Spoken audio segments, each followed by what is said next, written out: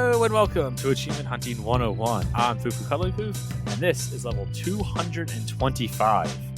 What? Joining me tonight is Big L. That's a lot of episodes. It's a lot of episodes. KooshMoose. I can't do a Donald Duck to go with that Mickey, but wow. 225. Good. Really haven't been here for every single one of them. It's awesome. I know, MVP. Never miss out. And we also have a special guest from the Z to Z days. We have Freamwhole. Hello, Mr. Poof. How are you? I am doing good. Wonderful. Mr. Poof. Oh Mr. Poof. That's his daddy. Formal. Wait, I definitely heard him say Mr. Poof, not Monster Poof. Oh, or you think of what I'm drinking as a monster. No, I'm just trying to be polite, visiting your beloved podcast here, so. Yeah, visiting the podcast, trying to get us to get a Marvel Snap channel. You better believe it. Oh, man. Would you put that evil on me? What is that? Oh, Koosh, we'll talk about it on Sunday, I'm sure. I'll tell you about my deck. We probably will. See, like we were just talking about, I would love to play that, but I know that would be addiction. It's You bad, bring man. back Gears Pop, man. That's where I was at. Are you guys Yeah, playing it's- games well, with no achievements again? Uh-huh. Well, let's get to Oh, the serious man. question, though. Have you put any money into it yet? Ooh, I'm like so close. That season pass is like Oh. just calling to me. And it's like, Oh, man, I'm God. just getting so much fun out of this. Like $10, that's not so bad, right? It's like Spider-Man stuff, right? Isn't that what this season is, I think? Black Panther. Wakanda Black forever, Panther. baby. Oh, yeah, that makes sense. Okay. That does make sense. Yeah. I might be going to see that this weekend. I'm really excited. That movie is going to be so good. Yeah. I'd take those It's a long expectations movie. down just a titch if you're comparing it to the first one. But I do think it will be very good. How long is the movie, Nate? Probably something different about the second one. I think it's like 2 hours and 40 minutes. Whoa, that's Really? a long movie. Yeah. Does it? Well, that's- Does Wakanda sink at the end? I asked a certain device how long it was, and that was the runtime they told me. So, Uh-oh. And you have 40 minutes of commercials in the beginning. Then you have to sit through the credits to see whatever the end scene is. So you're going to be in the movie theater for about 4 hours. 240. I bet there's like 2, maybe 3 post-credit scenes. 3 seems a lot. I would bet 2. Like, I think 2 is like their standard. Yeah. Okay, there'll be a pre-credit stinger and Of 2 course. post-credits bits. I'm here for it. Bring it on. One they'll incept a stinger launch in one of the into stingers. phase. What are we in? Phase 6 now, and then the other one's going to be a throwaway Groot joke. Another Howard the Duck. All right, I before am this show not turns betting into- against that. What, you want to stay on track here, El? Oh, fine. I know No, we I started don't. late, and my audio not is really. bad. Everything's bad. No, you're awesome. Oh, you're fine. We're doing fine. But besides, Michelle's happy. There hasn't been any food talk yet. So Oh, I was Food. just going to ask. what does everyone I'm eat not. for dinner? you just got to ask what's your movie snack of choice. That was one of the things I Oh, was thinking. I can't even imagine. 2 hour 40 movie, you have to eat everything.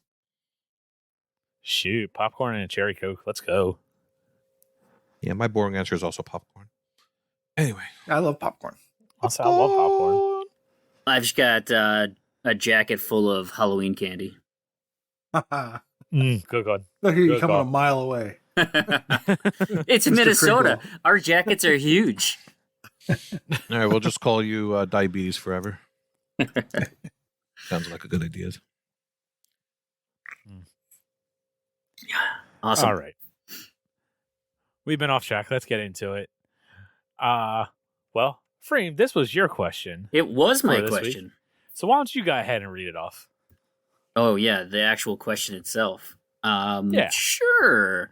You asked it to us, so you might as well ask it to everyone. That makes listening. sense. Yeah, ultimately, because I don't know if most of everybody knows that I am one of the members of the True Achievements Community Events team. do lots of stuff with the achievement hunting community, the achievement hounds community, the Z community.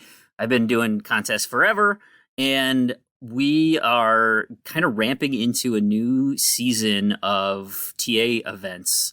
And of course, Christmas right around the corner means 12 days of Christmas is coming up. And so that got me thinking, what is everybody's favorite achievement hunting contests or activities? And we opened it up to everything. So it could be TA, could be the achievement hunting stuff that we do. Some of the stuff that I do, like the Freamwhole's Completions Challenge. 2023, I'm going to be announcing here soon with the Black Friday sale coming up. We might get on that early. The new TA targets that have come out. Anyway, there's tons and tons of stuff out there, and so I want to see what the community likes, because that helps inform me what maybe the greater community would like for TA. Maybe we can pull some of those individuals over to our community, or even come up with some new ideas. There's been a couple of fun concepts floated around that I'm excited about. So we wanted to just see what everyone was interested in. So we got lots and lots of responses. Koosh, you want to start and let me know what you're thinking? Absolutely. I will start with Eric. He says, and then we'll get to me. These guys first. Without a doubt, it's better completions matter. I'd known about the contest for a couple of years, but never entered until last year, as I didn't really understand it. Now, towards the end of my second year, I absolutely love taking part. I'll never win the thing, but being given a random game each month to finish, which I have yet to re-roll, and a host of different bonuses to aim for, gives a lot of variety in the games I play through, and it really helps clear out the backlog. Oh yeah, I mean, that contest, there's a lot of variety in that thing. So much so that I've lost track. And I pretty much always fall off that thing in the second month. I never go back for it. But I love the fact that it exists. GT3 Option Fan says, mine is RTDL currently. I like that it helps me focus on what I'm going to play, and it's flexible, but I can decide to have my pool be just stuff I want to clean up, or open it up to games in my backlog that I want to try. The added incentive of the scoring and ways to earn rerolls adds to the enjoyment. Yes, that thing has grown over the decade, almost decade. Yeah, probably that. Yeah, and I really like the scavenger hunt variation. I think that is genius, and that is a lot of fun. And I know a lot of people enjoy that. And I think did Spaceman say that it's now to the point where there are more scavenger hunters than there are standard? Oh, I don't know. I didn't see Really? that, but I could see why. It adds this level of complexity that's just awesome. Yeah, no, Especially for the people that have been doing it forever. It's just a change of pace. It's a metagame on top of a metagame. It's that's such the Chivo Hunter way. Ahizo says, anything backlog related comes out on top for me. God only knows I'm not good about completing games, so I always have a wide variety to go back to. RTDL is a close second for the same reason, having a precise target to aim for, alongside scavenger mode, adding a puzzle aspect, and not letting me beeline the achievement. It has been great this year. So, we've mentioned those. For me personally, of course, there's no real challenge in the Game Pass closings, but that's what I am a slave to. I do that. might as well No one make it a That's the challenge. choice. Nobody gives me a prize for that. I wish someone was keeping track. I know Mario was keeping track at one point in time, or Skeptical Mario, but he stopped doing that because that got crazy. Back in the Z to Z days, I loved the Gamer Tag Challenge, and that's one of the reasons I asked for permission to keep it going over here at AH101, and luckily everyone involved said, yes, you can do it. So I've been keeping that thing running. I like coming up with the challenges for that, and that for me is the fun because I don't really get to compete in it. So I like working with people to get those challenges going. And of course, the 12 days. I love the 12 days. That's a lot of fun. And I think that you mentioned the target stream. That is relatively new. And they were kind of boring until this past month. This past month has been really creative. And I hope that that's the way that they're going to keep going. I mean, I know it's hard to do that all the time, but I like the variety, and I hope that they keep some of that variety as they go along. Yeah, we were asked by Rich in our staff Discord, and he was just like, "Hey, we've done the Play X Many of Days one. We've done this one before. Anyone have any fun ideas?" And the community events team just went frickin' bananas and came up with some wacky stuff. And he's like, "These are great. Yeah, I love these." And so he's super on board. And then just hearing, I mean, if you look at some of the, the forum posts and stuff, people are really digging it. And I will say, if you enjoy the wackiness that was November, and I'm guessing December will be the same, you guys are going to very much enjoy 12 days, because we got silly this year for the 12 days. So, there'll be some tried and true, some stuff that you've seen in the past, but we stretched out a little bit and did some weird things. So hopefully you'll enjoy this year's list. Stretching out and trying some wacky new stuff just sounds like more things to go wrong for people to yell at you guys for, because other people suck at playing games. Totally. Well, that's that will happen, but I'm excited. It sounds awesome. Yeah. I will admit that because even that with the targets too, every time you click on one of those, they have that little button there that's like, "Hey, show me my valid achievements." And so I feel like that's shut up a lot of people, where they're just like, "Oh, I can't do this. Everything's so hard." And just click on this and it'll tell you your easy stuff right away. Like, just settle down and you're fine. Whoa. But then you get the people that say it's too many clicks. You've come rip roaring today, Freem. You know what? Hey, I bring the spice. Spicy takes all day. Is there a place to see which achievements you have earned towards your targets? Because I haven't found that one. And you got to kind of go, the actual achievements. Already. You have to look manually. Yeah, that's the one. As far as I know. Yeah, I'm with you. Like, I have gold already. What did I do? And then I have no idea. It's weird because there's on the scoreboard they show people that have like 20 of them. And it's like, okay, that's cool, but like, what are they? Yeah, agreed. That's what I like to know. So do better, Freem. Well, it's on the request list. That's for sure. So, how about I jump in and I'll cover some more patron responses. Like Retro Chief, he says, RTDL, baby. Yeah. I added the baby. That was a little bit me. Love the random 25 achievements that I have to finish in the month. It's only a month, so there's a little bit of a time crunch aspect. I curate for my leaderboard push and backlog clearance, so it makes it that much more interesting by mixing up what I play. It also opens up opportunities for multiplayer with other people and help them with their lists. I intend it to be my main contest through the year and a few from the AH1 crew. Plus, it feeds my spreadsheet addiction. And that personally speaks to me because I, spend plenty of time at work fantasizing about the games that I play and moving data around spreadsheets that it's almost like playing the game. And I know Chewy is kind of in that same boat too, where it's like making the spreadsheets about the games that you're going to play is almost as fun as actually playing the games. So that's cool. Speaking of Chewy, he also chimes in and says, I like a little bit of everything, especially with the additional meta of being able to stack things across multiple contests at once. I like the simple stuff, the stupidly complex stuff, and the super creative stuff, and I'm really proud of the things we've been able to do with the community here. People like Vulgar, Freem, EOJ, Mario, Spaceman, among others, have come up with some really neat and interesting ideas, things to enhance our hobby and addiction. Personally, I've particularly enjoyed getting into the BCM for the first time this year. RTDL is a constantly great concept, particularly since the scavenger mode was created. He likes the goal getter, the gamertag challenge, the TA targets, the extra credits. They've also been good monthly enhancements on top of everything else. So, and then on TA, love the 12 days as a way to cap off the year.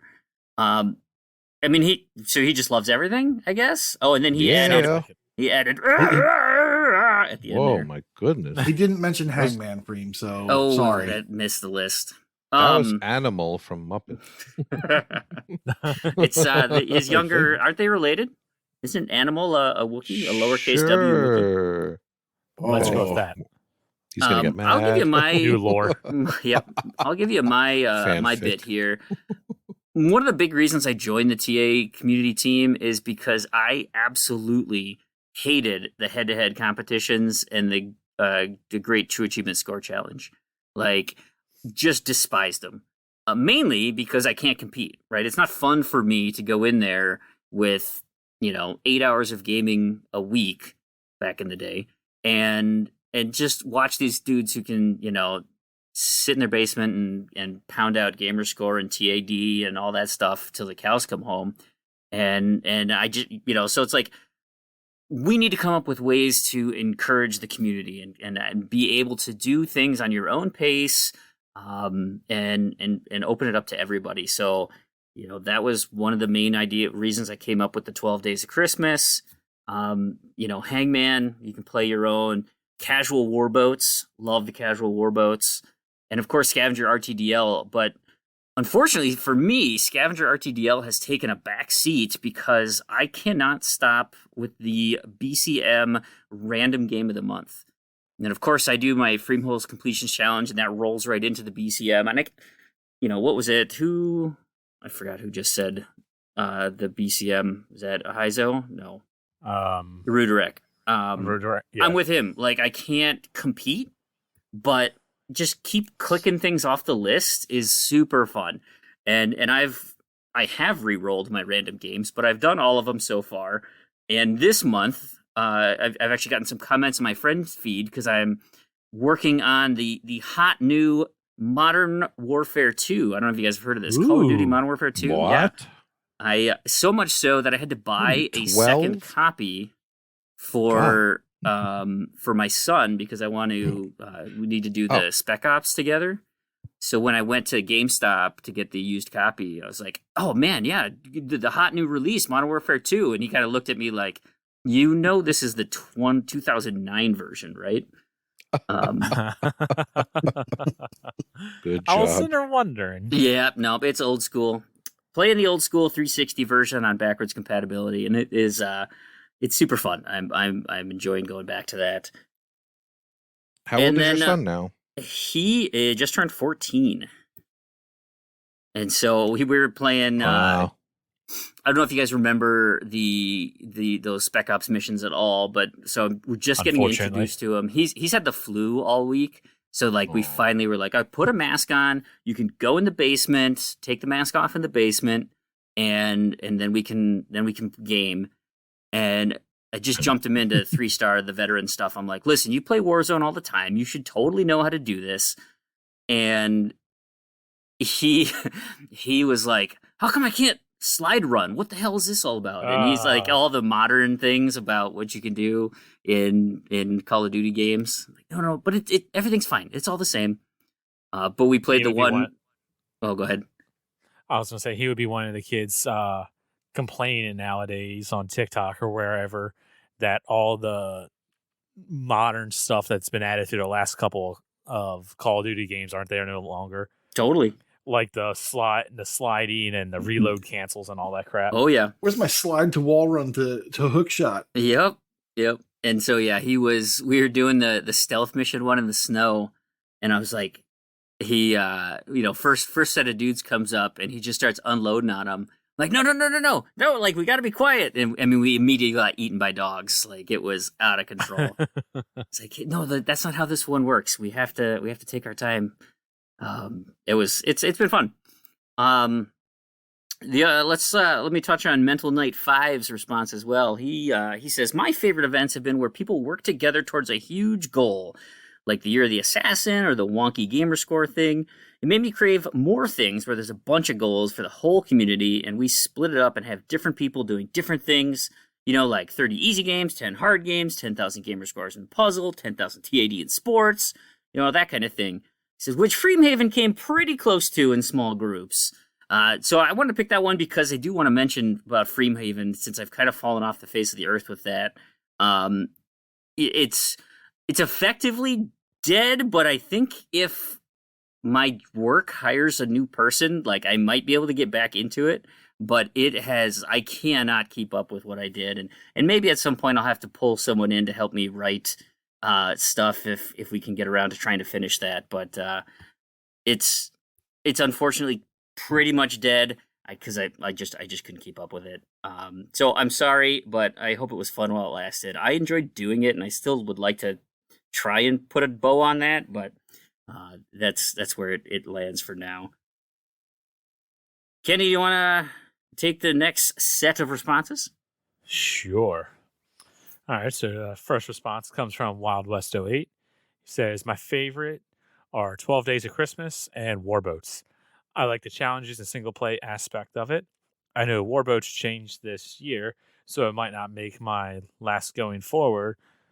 The ideal challenge for me does not involve competing against other people. The solo player. What did you think of the competitive Warboats piece? Did you guys dig that at all? Imagine out, baby. That's where you. I mean, I like the idea that there's somebody on the other side, but I super didn't. I wasn't super active into it, because I was also badging out. But I still worked on my list. But once I realized I couldn't beat a person, I was like, well, I'm not gonna stay up late doing it or anything. But I feel like that maybe scratched the itch for a couple of people for that head to head. I don't know if there's a way we can tailor it so it's the more competitive people can be filtered together. I don't know. Well, my response to you and my response to the contest in general is, for the most part, especially the TA ones, I usually just don't partake in them because I came to TA late. I'm missing a bunch of badges and whatnot. So since I can't get them all, I don't really care about them going forward. And also, since I know I just cannot compete in most of the challenges that are more competitions, it's I just kind of lose all purpose for me in it anyway. Like GTASC, I know I'll never be able to win. I'll never get close to winning. I don't have the time or desire to have the effort to be able to put forth into it. So it's what's the purpose of signing up if I know I'm not actually going to compete? I know we've talked about contests before on here, and it sucks when you get paired up against a what'd you guys call them? The person that just signed up and didn't actually compete. Pudding. Yeah. Yeah, I know it sucks when you actually want to have some sort of competition and actually compete, because that is the challenge, is part of the fun for these things. And when I know I'm going to be like that, it's why ruin someone else's day or week or however long it goes? Totally. But as far as anything personal stuff, I have done the 12 Days of Christmas. RTDL would be my pick for what my favorite is. I always did getting the list and seeing what games would just be randomly pulled from the backlog. Multiple times I've had games it's I forgot I even owned that game. I loved that back in the day. Let's go play that some more. And earn that achievement, and also want to play in a little bit more and earn some more achievements or something. I think that's why I like BCM, because it does pull those weirdos where it's yeah, why would I finish Modern Warfare 2? Well, because BCM told me to, and I don't know why I'm compelled. It is such a I could have Koosh tell me a game, and hey, Freem, finish this one. Go play Ori. I'm not gonna finish that. Did you complete that? Of course not. Yeah, I put that on my retirement list of I did all the ones I wanted to do, finished on hard, all that kind of stuff, but I'm not gonna dashboard every time I die. That's you're asking too much.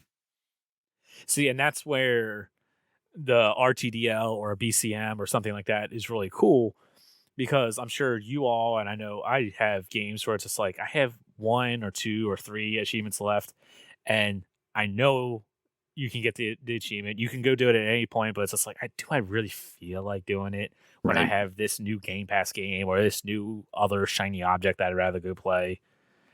But when you have these contests that draw you into that backlog, it's all right, there's the reason to go back and complete that game or to do that thing or whatever. Yeah. And then one other response is from Vulgar Latin. He says, I really like backlog competitions. It's fun to look back on stuff and improve completion percentage. Year long, though, I love RTDL Scavenger. I like solving lists. I think everyone's in agreement. RTDL Scavenger is just really cool. Really cool game mode for that. Yeah, it is fun. For you guys, are you all caught up on community badges? And I know, Kenny, you just said you weren't. Koosh, you're full on badges, right? Yeah, I've kept up with all the badges. What are we? Is it Club 85 now? What are we at? Oh no, I haven't followed that. I just mean I personally have all my badges, but I forgot what the club number is. 90 something, so it's got to be lower than that. But now, so yeah, I'm still in that. You have them all? Yeah, you're in that one too, right, El? As far as I know, yeah. They haven't kicked you out yet. Nope. What about targets? You guys caught up on? You guys have all your targets done? Yes. I missed one, and I'm bitter because the end of the month snuck up on me, and I did not get it done. So I cannot get a perfect in that. So it bugs me. I'm still going to keep my next to perfect, but it is going to constantly bug me from here till forever. See, and that's why I don't do the TA contest, because I can't have them all. The contest went on, we're going on before I joined TA, so it's like I could have my completion, but come on, you play Pokemon and you don't ever get them all either, so you could get as many as you can get and have fun doing what you do. The thing is, most of them just kind of happen naturally, so I'm not like it's not like I'm really going out of my way to get these things. So that one, I told Rich too. I was like, Rich, I hate it when you do racing games or sports games. Like that makes me play outside of my normal gaming. Like that sucks so bad. And like this one with like Ring and Sonic, like I gotten one, so it's like there's no way I'm gonna get 5 just randomly. So I have to focus on that at the end of the month. And I've already checked the 3 Game Pass games that are leaving, and they don't have any either. Synergy. Yeah. I think I've gotten 1 so far. So I'm going to have to pay attention to that at some point. They're not coming in quick. So, yeah. That one I will have to aim for. World's Best Gamers leaderboard, 100% community challenges. There are currently 86 people in this leaderboard, but it does say there are 3 people with every community challenge that are not on this leaderboard. They are Chindocta, Gunstar Red, and Big L. How come you didn't join the leaderboard, Big L? Yeah. I don't like peer pressure. He just likes giving out peer pressure. I was just gonna say, you don't like peers. I've never been invited. Oh, I'm sure it was out there. Somebody send this man an invite. That way he has no excuses. Chin Doctor has to join it 86 times. Anyway, so there you go. All right. Yeah, last month with the targets, it's funny, the hardest one was getting first person shooter points. It's like, what do I get first person shooter points in? And I wound up doing Bouncy Bullets 2 because it was like the only easy one I hadn't done yet. Oh, I did 600 points in Antarctica 86 or 89 or whatever, 88, whatever that dumb game was. Man, that thing sucked. That was super bad. I don't know what that is. Honestly, I've never heard of that either. It's a cheapy. Let me look it up here. It's an easy 1 to 2 hour completion. You can put on Antarctica 88. You can put on God mode, right? So like you're invisible to all the enemies. So they're not even aggro to you. It's a Epix R Games, developed by Euphoria. Came out last December 2021. First person shooter, and it is bad. I have never seen this. It is real bad. Huh. Yeah, that just looks like it's not going to be good.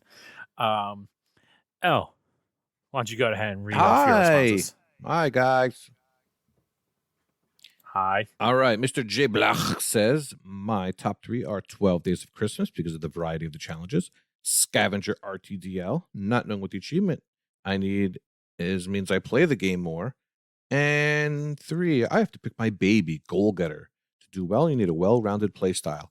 If you focus on a couple stats and on casually, on the rest, you should do fine. Yeah, Jable's Goal Getter is probably my 13th favorite contest for sure.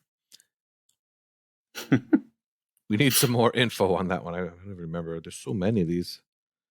So many. It needs a fancy acronym. That's what I was saying. Like GG is something else, I think. GG. Hawkeye Barry says head-to-head competitions.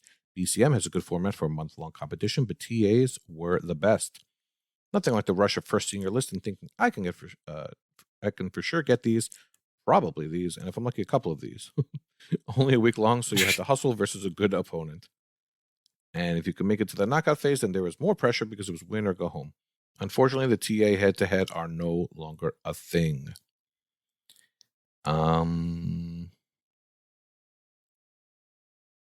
Is he talking about UHH or something else? I'm not quite sure what he's talking about. Fream? I don't know. Maybe. Is there like a month-long... Is there a BCM, a weekly BCM format that I missed? I forget. I am not sure. Okay. Hatton says, my favorites have been when the community comes together either as a whole, like the Viral Achievement Month or the big zombie fests, or ones where you can work as a team. Individually, I would never trouble the top scorers, so normally tail off my commitment after a couple days, and it seems like the same few win in each month, which I reckon puts people off joining and probably stunts a lot of the chatter in the channels about it. Team contests seem a lot fairer and make for a lot of chatter and banter across the teams. Yes, the team contests were good because that if someone does a lot and someone does a little, they're still contributing towards the team. So those ones were cool. Now, Freem, you're here. What's up? I have a boner to pick with you. Oh boy. What happened to the UHH? Like, I know that people had issues with people preloading and this and that, but who cares? Just bring it back, or at least give us the ability to challenge a friend one-on-one. Give us the capability to do so. You answered your own question. It's humans. Humans is why we can't have nice things. You've got. But you could say that for any of these things. I totally can. It was so hostile in the forums. Really? And oh yeah, it was out of control. Bring on the toxicity. Let's go. Yeah. And there was no good way. Like we've been trying. So like with the warboats head to head, we were trying to find ways to still kind of do the UHH, but didn't make it. Like we're trying to figure out ways that you can. It wasn't based on time zones, and it wasn't based on preload and being able to fix your what am I talking about? Your game collection and curate it to such a point. I mean, like, listen, let's talk Scavenger RTDL. What? How difficult is your list that you're? Oh no, you guys are doing the big full long. I mean, giant thing now, right? But like back in the day, you've had some pretty easy pools to pull from. I'll get there. I'll get there. But like, and that's fine. I mean, hey, like, I'm not personally going for RTDL leaderboards, so I don't care. Like, it's you do whatever you want to do. And I know you love completing all those 1 to 2 hour games. So like, you just punching out completion after completion. Like that sounds like fun, right? I'm sure you enjoy it. When I listen to the podcast and you tell me about what garbage game you played, it's like, wow, I don't want to waste my time. But to each their own, man. I'm not talking trash about anybody. Settle down. Oh. Settle down, Beavis. I was just saying that I would like the ability to challenge someone in UHH. The same way that Iron came up with lists for BCM last month. Yeah, I mean, we that's all. we That's all I'm talked about saying. it with the warboats about trying to pick people to challenge. Can Not you quite do there that yet. already? Not quite there yet. You With see, the warboats. the shoot, what is it called? I don't think so. Hold on. Continue, go with what you were going to say. I forgot. I can't think of So what warboats, it's I called. really liked, but then, like you said, with people that were badging out. Yeah. Like if I was playing in week 3 and I got 10 and my opponent got 0, it's like, okay, why am I doing this? It You're sounds supposed to be doing like it for yourself. yeah, based on the response, it sounds like next time we do that, we will be implementing like brackets where like, if you are competitive, you'll be put into a different pool than if you're a pudding. Right. And like the badging out people versus the go-getters. So hopefully we can, You match kind match of people up match based up on that their a little better. Yeah, you match people up based on their true skill. Not, like yeah, we got an MMR in the background for sure. Yes. Yeah, but I like warboats. Yeah, I noticed no one really said GTASC as No. as their That's played favorite. out, I man. wonder why. You think That's that's what played it out, is? man. Well, again, it's I can the see it. story's been written on how to be competitive on that. Like there, you could follow a guide on how to win GTASC, right? Elroy does it every year. He's in, and it's like you understand the commitment that it takes, and if you really want that hoodie, then awesome. Then I hope you don't care about your life for 6 months. I will say that the 6 month, paring it down to 6 months that planting is done, I think has helped make it a little bit more exciting. Like people don't get burnt out so bad. And the fact that he does the bonuses every week like that, like people, you need the bonuses to be competitive now. So like you have to find a way to both preload and do the bonuses. And so like, I think the people who are into it, like do enjoy it, but that's a level of gamer that I can never be competitive with. Mm-hmm. Have you ever spoken to Planting and seen if he's going to go back to a straight gamer score? No, he's not, or you don't know. I mean, I don't have a definitive answer from him, but like the TAD just makes so much more sense because it's both gamer score and difficulty in a metric that's relatively easy to get. It is a little inflated by those new games, but it's a much more level playing field than just being able to spend enough money to get the cheapies every week, or being a quote unquote reviewer to get all your codes early or whatever. So yeah, TAD I think is probably what's going to be moving forward always, but I don't know for sure. I will say, I was just wondering. With the RTDL, I had a Vampire Survivors on my scavenger, and so I unlocked it early because I already had a bunch of achievements going into it. So it was like 6 achievements it could have been. Of course, it was the 6th one I got, but it started out at a 189 ratio, and then when console hit, it went from slot number 7 to slot number 20 because the inflation is out of control on that game right now, and it has everybody's playing it. Oh, everybody's playing it. It is so good. It's so much fun. It's so addicting.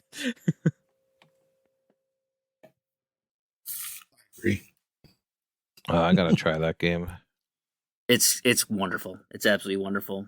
We should talk about our games, I think. No. Yeah. Did you answer, L? Is that why you're delaying? I was about to say, is there anything else that? Or? I don't know. I mean, obviously, you guys know I like RTDL, but I am enjoying. I don't know. I really want to. Even the easy games that show up on my list, I don't always finish them all, and then they just stick around on my tag. It's like I just want to, complete some games, and that's really what I want to focus on. So sometimes that's difficult on RTDL because you get what you need and you move on. Even I in hear Scavenger. Hence the reason why you played Sunset Overdrive for 4 years. That's Well, exactly correct. That's correct. You're I absolutely look at like I do the completions challenge. I love completions because I've said it Yeah. before. It means you're done with the game, right? There's absolutely nothing else to do. You've finished everything. But because I'm so focused on completions, I will never play Gears of War 4. And that sucks because I want to play that campaign. Like that campaign would be super fun, but it's every time I'm like, oh man, do I have You need 20 hours to do the campaign? Well, co-op no, partner because and I got three games leaving Game Pass that I got to do. play I've it got with play Gears of War 4 with Kenny. He's down. He'll play with you. I'm down. You need a co-op partner. Yeah, and he'll teach I you the haven't ways played of any of Gears in co-op. and he'll teach you the ways of not caring about a completion. No, you'll be and fine. I've started to do that. Like my retirement list is You're not getting really a super long. 100% guy. No, I'm definitely Retirement not. list. Yeah, yeah. I Some got games you can't put on the I want this completion list like And- Gears, and you 'cause don't- you're never going to get it. And you don't sleep, so you may as well. You can complete Gears Right. 4 if you really try. Yeah, I mean, all the Gears are on my retirement list, especially like the stupid ukulele in the Impossible Lair, right? That last achievement glitched on me, right? So that's on my retirement list. Munchkin Quacked Quest, right? That's busted. I won't do that. Both the Ori and the Blind Forests are on my retirement list. Like, there's just, I get to a point where it's like, I've legitimately got all the ones that I'm gonna get, then that I'm not gonna, like Limbo, right? I'm not gonna go for the 5 deaths thing. Like, I probably could, but that doesn't sound fun to me. I'm gonna move Sounds on. awful. Let's get a new experience. So, no, I'm not precious about completions, but it's... You know what's fun? For Yeah. RTDL, every month I make a group on the Xbox, and it's satisfying to remove it from the group. And then it's Mhm. extra satisfying Very true. when it's a completion to uninstall the game. Uninstalling the game is definitely very satisfying. Oh, Looking yeah. at you as dusk falls. Oh, you beat me to it. So All that's right, just you wanna satisfying completion. as Dusk Falls go away into Game Showcase because That was this is what it seems like awful. you want to do. That was your awful way. For one, that was just awful, and two, That's none the of the idea. games that we're talking about is as dusk falls. So it's like double I just- awful. I mean, I just wanted to congratulate us on completing it. That's all. Yeah, I wish Fug didn't abandon our group. Now I got to do it on my own. Yeah, he ruined everything. He I hate when ruined people everything. I hate when people abandon groups. I never Mhm. write Corey. certain possum. Well, Corey abandoned us and did it on his own because I think his main reason was not wanting to deal with the having to party up every single time you get an achievement. You have to like remake the party and go through the 162 prompts. Are you Oh, ready? that- Are you that- ready? Oh my god, it's terrible. That in the game was like 80 gigabytes or something stupid. It Right, is just large. hard drive But space. yes. Yeah, it was yeah, so- big. The rest of us Like 7 it cartoon together. drawings and it's 80 gigs. the rest of us did it together, and yeah, the first 2 playthroughs were great, and then it was like, all right, now we got to sit through this scene again. And some quality of life stuff would have made it better, like to skip scenes you've already seen. Yeah. Like a visual novel. Yeah, I then mean, we I did would all the be legwork great. to figure out what needs, which scenes to go where, and everyone left me, so I'll just do it on my own. Come on, man. Well, I mean, you're doing the same work you would have done, but only you are benefiting now, so that's good. Man, you should have joined our Thursday night group. We would have Yeah. welcomed you with open arms. Yeah, we got the completion together like a good group. I like it. Minus Corey. Hey, before we get into Game Meh. Showcase, I want to. There's a little behind the scenes thing on your little sheet here, L. That was the Game Showcase. Bye. And yes, go when ahead. you initially put in the game that you had, I know Yes. you very purposely made it Yes. font size 69. Like that was not lost on me. Oh, you figured. Did not see that. But That's awesome. did you also like know Yeah. if it's just blue and underlined, that doesn't make it a hyperlink, right? What's a hyperlink? I'm just kidding. You did fix it in the current show, but when I first went to it, I was like, he just made I it didn't- blue and 69 size, blue and underlined. That is not a link. I did not see that. It's probably because I got annoyed and I turned it back to regular size. Oh, When I you got did that? that? It probably killed the lamp too, Oh. but kept the style. I did not see that. You got. But who you wants to beat click me on his that. game? Who wants to click on That the is game he's going to so talk funny about? in so many ways. No one. No one wanted to click That's on such that. an L thing. If you Super played the L game, thing. you would understand. Well, in you that need case, to tell. Yeah, what you need game to is tell it me now? about this game. Like, what Yes, the tell hell us is about it. this? Am I going first at this point? Yes, it's. He's what the. Oh, Why did I click this link? What are you trying to get me to All right. download here? All right. I mean, I guess since I'm the guy that plays quick and easy games, I'm going to talk about Peepaw's Farm. Why is there an eggplant? I was thinking the same thing. The first thing you see when you It's the boot up very the first thing. game is a giant eggplant. And I'm like, and my kids are And it- sitting next never to me, and my 9-year-old daughter's whispering to me, "You know what that means, right?" And I'm like, no, what does it mean? She's like, starts pointing. I'm like, yeah, you're right, you got it. But yes, this is a game you could play with your children, though. Believe it or not. I don't. No, yeah, you just enjoy the video. You're going to watch the whole game completion done by the time I'm done talking about this game.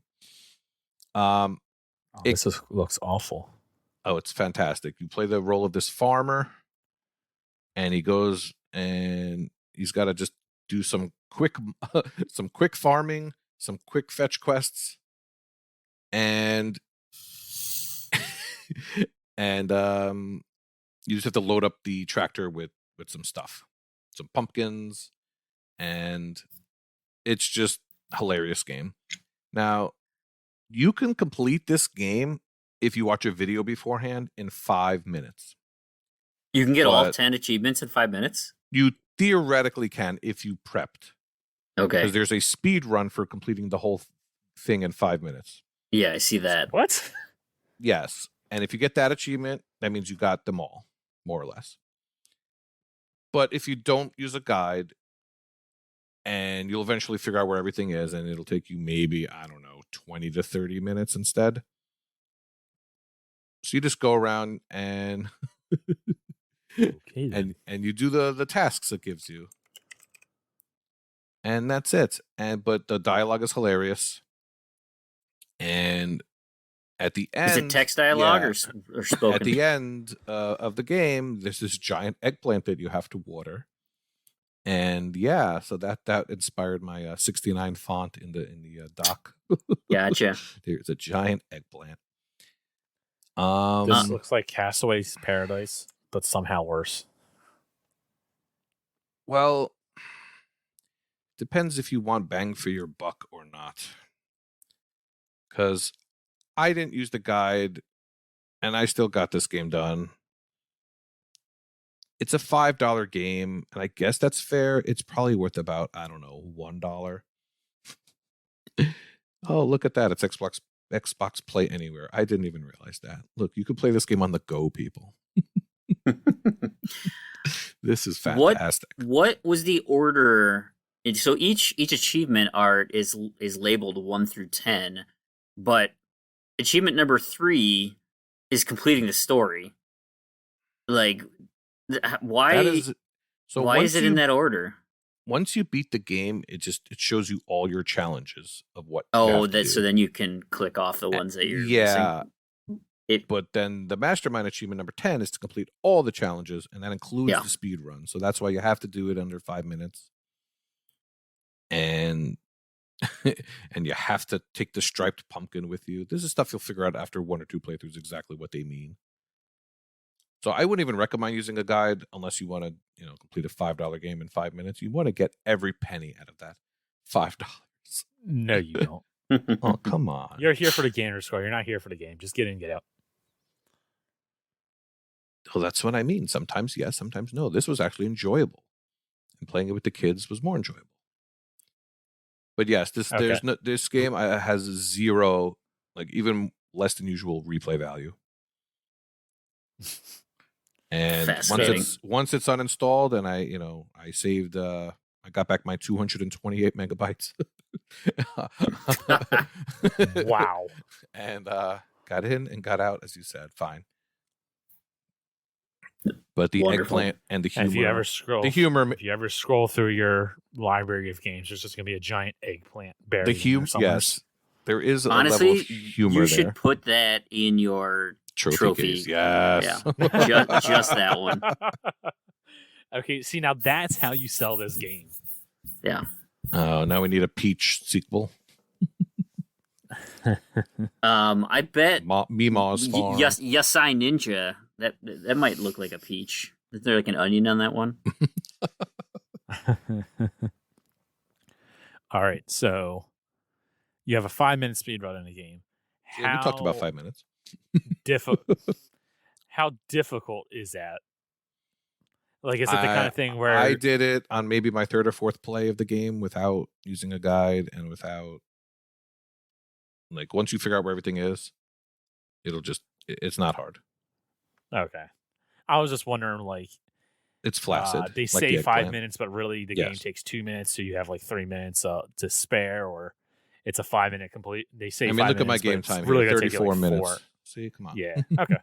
We've Yeah, officially there's- talked longer than the game is. Exactly. Usually my game time on something like this is 6 to 8 hours. It's a very doable 5 minutes. Got it.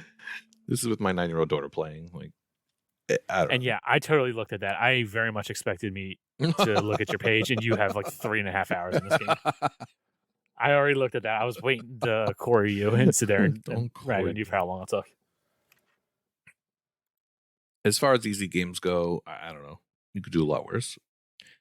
Like bouncing bullets. This game has less to it than Storm Boy. Yikes. Wow.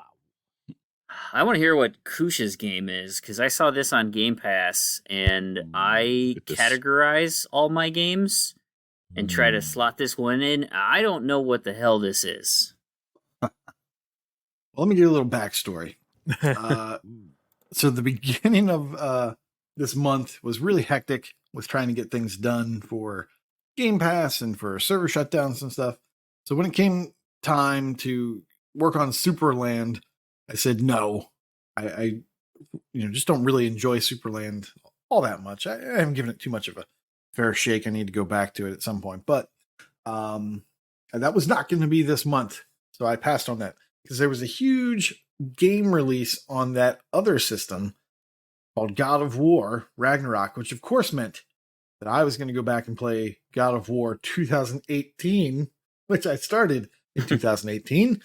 And while I was playing that, I said, you know what? I need to keep doing something on the Xbox. I'm going to play something of the same caliber. I'm going to take something out of Game Pass. I'm going to play that at the same time. That sounds sus. So I picked Frog Detective: The Entire Mystery. Totally the same game. Yes, this is this is a fun little game. It doesn't quite compete to God of War 2018, but this was what I needed. I was having a really bad day. You must have had a really bad day if this is what you needed to make it better. Well, let me just tell you, I was having a really bad day a couple days ago when I started this game, and it made me laugh. What is this game? It is an adventure game, according to TA, but it's kind of like a walking sim, point and click sort of conversation game. And so you are the Frog Detective, the second best detective at this detective agency. You're second to Lobster Detective. And you go and, he's busy. So they send you out to do this case, to do his cases. So you go out there, and the conversations in this game are hilarious. There's just the tone that they have, the humor that they have is so good, and it's exactly what I needed during a rough week. It just made me laugh, and the game is lighthearted, and like I said, the conversation is great. There's there's running jokes. This game is basically 3 games sandwiched together. That's why it's called The Entire Mystery. You're playing the first case, the second case, and the third case. And they have running jokes that go through all the cases. And they made, like I said, they made me laugh. I love callbacks. So that's why I love Arrested Development. Now, this is not the same quality as Arrested Development. This is a game that a kid can beat pretty easily. You're going to beat every level, every one of those cases. You're going to beat in about 45 minutes, 30 to 45 minutes. and that's just going around and just doing everything that there is to do, talking to everyone, picking up a few items. There's only, 7, 8 items per game that you have to pick up. And basically, everybody has a set of dialogue they have to go through. Almost every character has something that they need you to do, which tends to be, pick up this one thing and then give that to this person. That person gives you a thing that you then give to somebody else. And you just do that round robin until everyone has what they need, and then you go solve the case. Now, when it comes to solving the case, you don't even need to pick the person. It does it for you. It solves it solves the crime as part of the story. The third game actually has a scooter. So you can actually move around the level on a scooter, which is what my daughter did for about 20 minutes. She just scootered around the level, just jumping, and she thought that was hilarious and fun. She did not like the conversations, which I thought was the best part. Now, like I said, the game is funny, but what you're not going to find funny is if there are 7 missable achievements spread throughout the game. They are for doing the wrong thing. So when you have an item, sometimes you know exactly who you have to give that to. Well, if you intentionally give that to the wrong person, sometimes that will have a funny outcome, and that's worth an achievement. Every now and then, the author of the game, the writer of the game, will break the fourth wall, and they'll come in and they'll say something, and they'll kind of reset the continuity of time and let you go back to that before that happens, so your item isn't wasted and you can continue through. Like I said, it's a great little game, but that's not the end of the world, because the levels are short. So if you wanted to go and play them again, you could. However, there is a secret menu at the beginning of every game. If you hold down left shift and L, once again, this is on the PC. I don't think I mentioned that, but if you hold down on the left shift key and L at the start of each one of those chapters, a secret menu will come up that will let you pick pretty much any point in time. So getting to do those things that you missed is super fast. That's probably nice. take you 5 to 10 minutes at most for what you need to do per level. So you could run through this thing pretty quickly if you wanted to. I'm sure you could use that to make your total playtime shorter too, but no one's written a guide for that. And really, the game was just fun. I enjoyed every conversation. This is the sort of thing I know Elle likes to read everything. And you will definitely, I think you'll definitely enjoy the conversations. It's not super in-depth. It's not like, Monkey Island level of comedy, but it is funny. It's a great little game. Frog Detective, the entire mystery. I had a great time with it. I finished it since I had 6 hours and 40 minutes. I was letting it run while I was in a work call. I was going to say, that sounds like PC shenanigans. Yeah. That's me on a work call, and I actually have to pay attention, so it's just sitting over there just waiting. Must be nice. But yeah, I think it probably took about 4 hours total. And I was just taking my time with it. So great little game. This looks like an 8 game. Yeah, it's funny. Who's next, Kenny? Is it you or me? I guess I'll go first. All right. We'll wrap up with you. You're the guest. We'll end with the best. Oh, boy. All right. So I have been playing a game. Actually, I was really excited about this game that came out a while ago. And then, quite honestly, I think I just forgot about the fact that it existed. I saw it in my download. I'm like, oh, let me try this. And the game is Metal Hellsinger. Now, unfortunately, I don't have like a Woo or a Chip here to talk about this game and help me actually appreciate how genius this game is with its music. But Metal Hellsinger, if you don't know, it is a first-person shooter rhythm game. And as the name implies, it is metal AF. So the game very much is like Doom meets Guitar Hero, where you are this super powerful creature that has cool guns and just is obliterating all the demons in hell. That is the game. It has a story in it. It's not much. You're not playing this for the story. It's very bare bones story. You're playing this for the action. You're playing this for the gameplay. It is fun. If you enjoy metal music, specifically like death metal, you're going to enjoy this. This game. It's like I said, it's a lot of fun. The cool part about this game, actually, before I get to that, let me say this first. So the game is kind of, I don't want to say bare bones, but it's kind of simple in its design.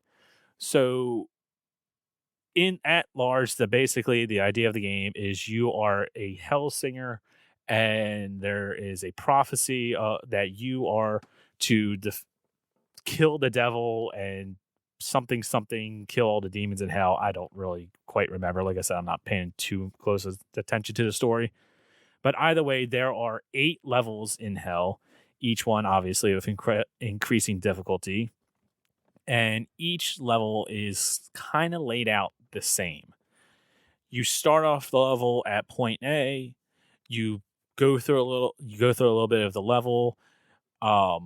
It gets to what they call a I forget, not a hero moment. Glory kill? Like, I mean, not that. I forget what they call it. It's like a slaughter moment or something like that.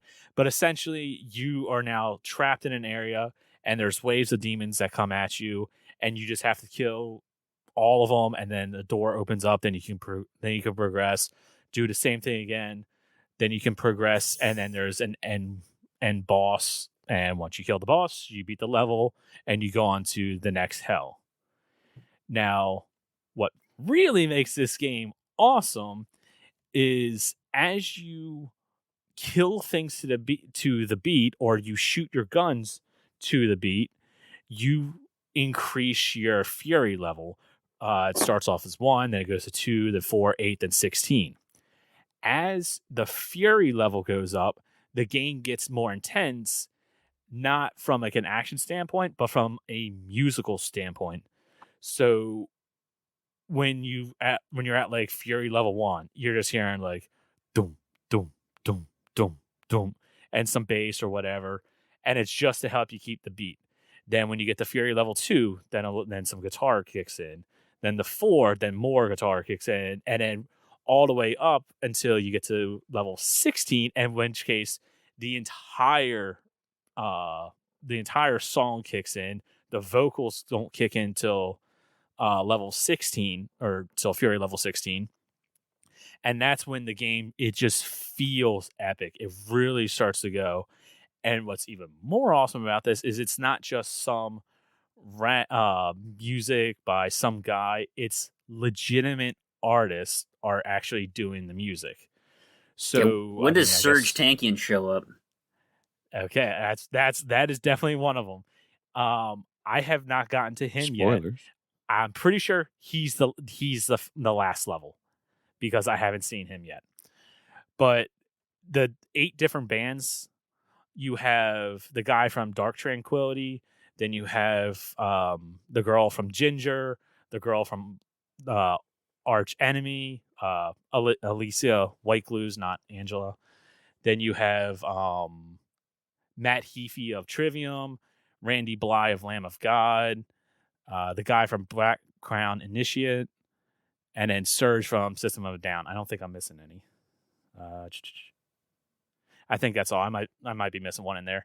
But either way, like big name bands, like some of them, like Lamb of God, System of a Down, Arch Enemy.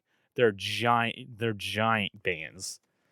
And them being able to get those into the game makes this awesome. It's so cool to be able to sit here and play and listen to some of my favorite vocalists of a couple of my favorite bands, like Arch Enemy. I'm a huge Arch Enemy fan. But yeah, like the game, like I said, it's a lot of fun to play. It actually is kind of difficult, at least for me, because I find myself focusing more on the music and trying to keep the music going. And I kind of get to the position where I'm dying because I'm not paying attention to my health and all that kind of stuff. And then also the game in and of itself is actually just a little difficult. in that the only real way to get back your health is after you do so much damage to any of the demons, you can then slaughter them. And which is like basically a finishing move. And when you do that finishing move, you get your health back. Other than that, there's like a couple of health pickups essentially around the level, but outside of that, you basically have to slaughter enemies. If you do too much damage, then you lose your chance to slaughter them. Or if you don't slaughter them to the beat, you can't actually slaughter them. You have to press the slaughter button at the time of the beat, or else you don't get it. So how hard is it to do the beat? Like, I'm terrible at rhythm. Absolutely terrible. Like, can you keep on the beat okay? It's not the easiest because you are focusing on so much. Like, it's a fast-paced game. It's a first-person shooter, like I said. So you're paying attention to, trying to kill these demons. Some are flying, some are, just moving around or whatever. And then you're also trying to dash out of the way because a couple of these demons, if they hit you, it does significant damage. So like while you're trying to pay attention to all that, you're also trying to keep the beat. So it does get difficult.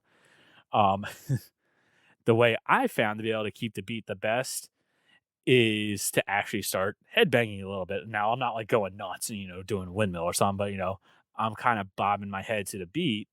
And then once I get that, it's just like, all right, I just need to be able to I just need to be sure to like press the fire button at the same rhythm. But yeah, it's not easy. But one thing to make it easy, and I almost hate to say this because I'm sure there'll be a bunch of people that'll play it like this just to get the achievements, but I'll get into achievements in a second. There is an accessibility mode. If you don't want to pay attention to playing to the beat, you just want to go in and do it as like a baby game kind of, you can turn that on and you don't have to worry about that at all. All your shots are to the beat. Now you're speaking my language. Yeah. I figured I was speaking your language and a couple others paying attention to us, especially because, if you're playing for contests, as of right now, it's a 3.2 ratio. And some of the harder achievements in the game, like the Not Shaken Nor Stirred achievement, Never Hit Off Beat in a Hell, that has a really good ratio. And what was the other one? And then the other one was the I just had it. Sorry.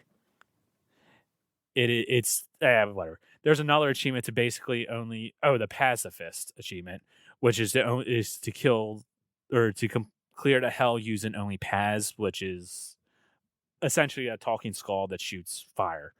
Let's just put it like that. And it's basically the weakest gun in the game. While being able to fire or being able to turn on the accessibility mode and fire on beat helps with that. Also because if you fire on beat, you do more damage. Or if you hit on beat, I shouldn't say. So keeping to the beat is how you beat the game. You really need to. Outside of that, the achievements are kind of easy to get. So like there's an achievement for beating the boss on all the worlds. Obviously there's one for killing 666 demons, dash jumping 100 times. So it's not too difficult of an achievement list. Any of the difficult ones, if you just turn the accessibility on, you should be able to get it no problem. But yeah, that's Metal Hellsinger. If you're into metal music or if you like rhythm games or first person shooters, I would give this a shot. The game is a lot of fun, and like I said before, it's on Game Pass, so you can't not losing anything by trying it. But I guess if you're a completionist, I would probably try this on an alternate tag because you're going to get this on your tag quite quickly. I have a beef with something, Kenny. Okay. I'm looking at the logo of the game, and I can read it perfectly. What up with that? What? I'm not I understanding the can beef. clearly read the Because words it's- Metal Hellsinger. Yeah, because it's metal. Oh. Well, not every song in the game is actually death metal. These band names, you can never read what they are. These weird You fonts. can't read the band name for Metallica or Anthrax or Slayer or Breaking Benjamin. No. Yeah, it's Don't only the ruin death the metal joke. stuff that where Yeah, they do death that metal. stuff. I mean, there is a death metal in there, like Black or Dark Tranquility, which is Alright. also cool. As another side note, like Dark Tranquility and like Black Crown Initiate. I knew of those bands. I've heard a couple of songs by them, and it's just like, oh, they're cool. Well, because of this, I'm like, you know what? Let me actually check these bands out because I love the song in the game. And now here I'm a fan of these two bands now. I went on like a discography dive on both of them and found some bangers. Interesting. But yeah. Oh, and then obviously like a bunch of achievements are song names. Smoke on the Water. I think there's like a Raining Blood, Highway to Hell, Breaking the Law, For Whom the Bell Tolls. Fantastic. I should be playing this game. Really cool game. I highly, highly recommend it to everyone. But yeah, there's nothing else on that. Nice. Frame, what game do you want to talk about? So I thought when I started that this was going to be right up your alley, Fufu, and I think it still might be. The game is called Citizen Sleeper. Have you guys played or heard about this at all? It is in Game Pass. I heard of it. I know nothing about it. Nope. That's kind of what I'm hearing. A lot of people are talking about it, so I wanted to get ahead of it because of Game of the Year stuff. Because so many outlets are like, oh yeah, this is on my list. This is on my list, and I knew it was story heavy, so I didn't want it to be spoiled. I will say on the front end of this, after playing it, I don't think that's gonna be a problem. So if you hear talk about it in Game of the Year stuff, you can't really be spoiled. There's no twist. There's no anything like that. What the game is, it is a sci-fi visual novel / management game. Developed by Jump Over the Edge, published by Fellow Traveler. This was a Game 1 release on Game Pass back in May 2022, and I absolutely Fellow Traveler has a history, so I expect this to be a May leave Game Pass as well. 1,000 gamer score, 2,000 TA, and the walkthrough has it at 8 to 10 hours. I spent about 20 hours in it, and the main reason that is that there are 8 different endings. So 8 different ways that you can roll credits. 6 of them will end the game entirely, and then 2 of them you'll roll credits, and then when you reload, you can continue on with your save. Like you've done something where you can stay in the world. Collectively, there are 14 missable achievements out of 27. Okay, so you got all these little caveats in there. This is what I'm going to say. I really like this game. It was a super cool story, excellent writing. The characters are awesome, tons of diversity.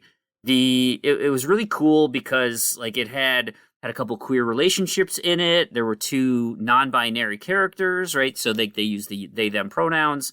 But like the developers didn't go out of their way to like say, "Hey, look at us. We've got all these things." It was just part of the world. It was just like, yeah, this character is non-binary. No big deal, right? But the way that because they're written so well, like you totally understood like deep meaning. I mean, what their characters were, interests, likes, all these really interesting interdynamics with people in the world. Probably about 20 or so of these characters, all super different, all well crafted. Fantastic. They're so cool.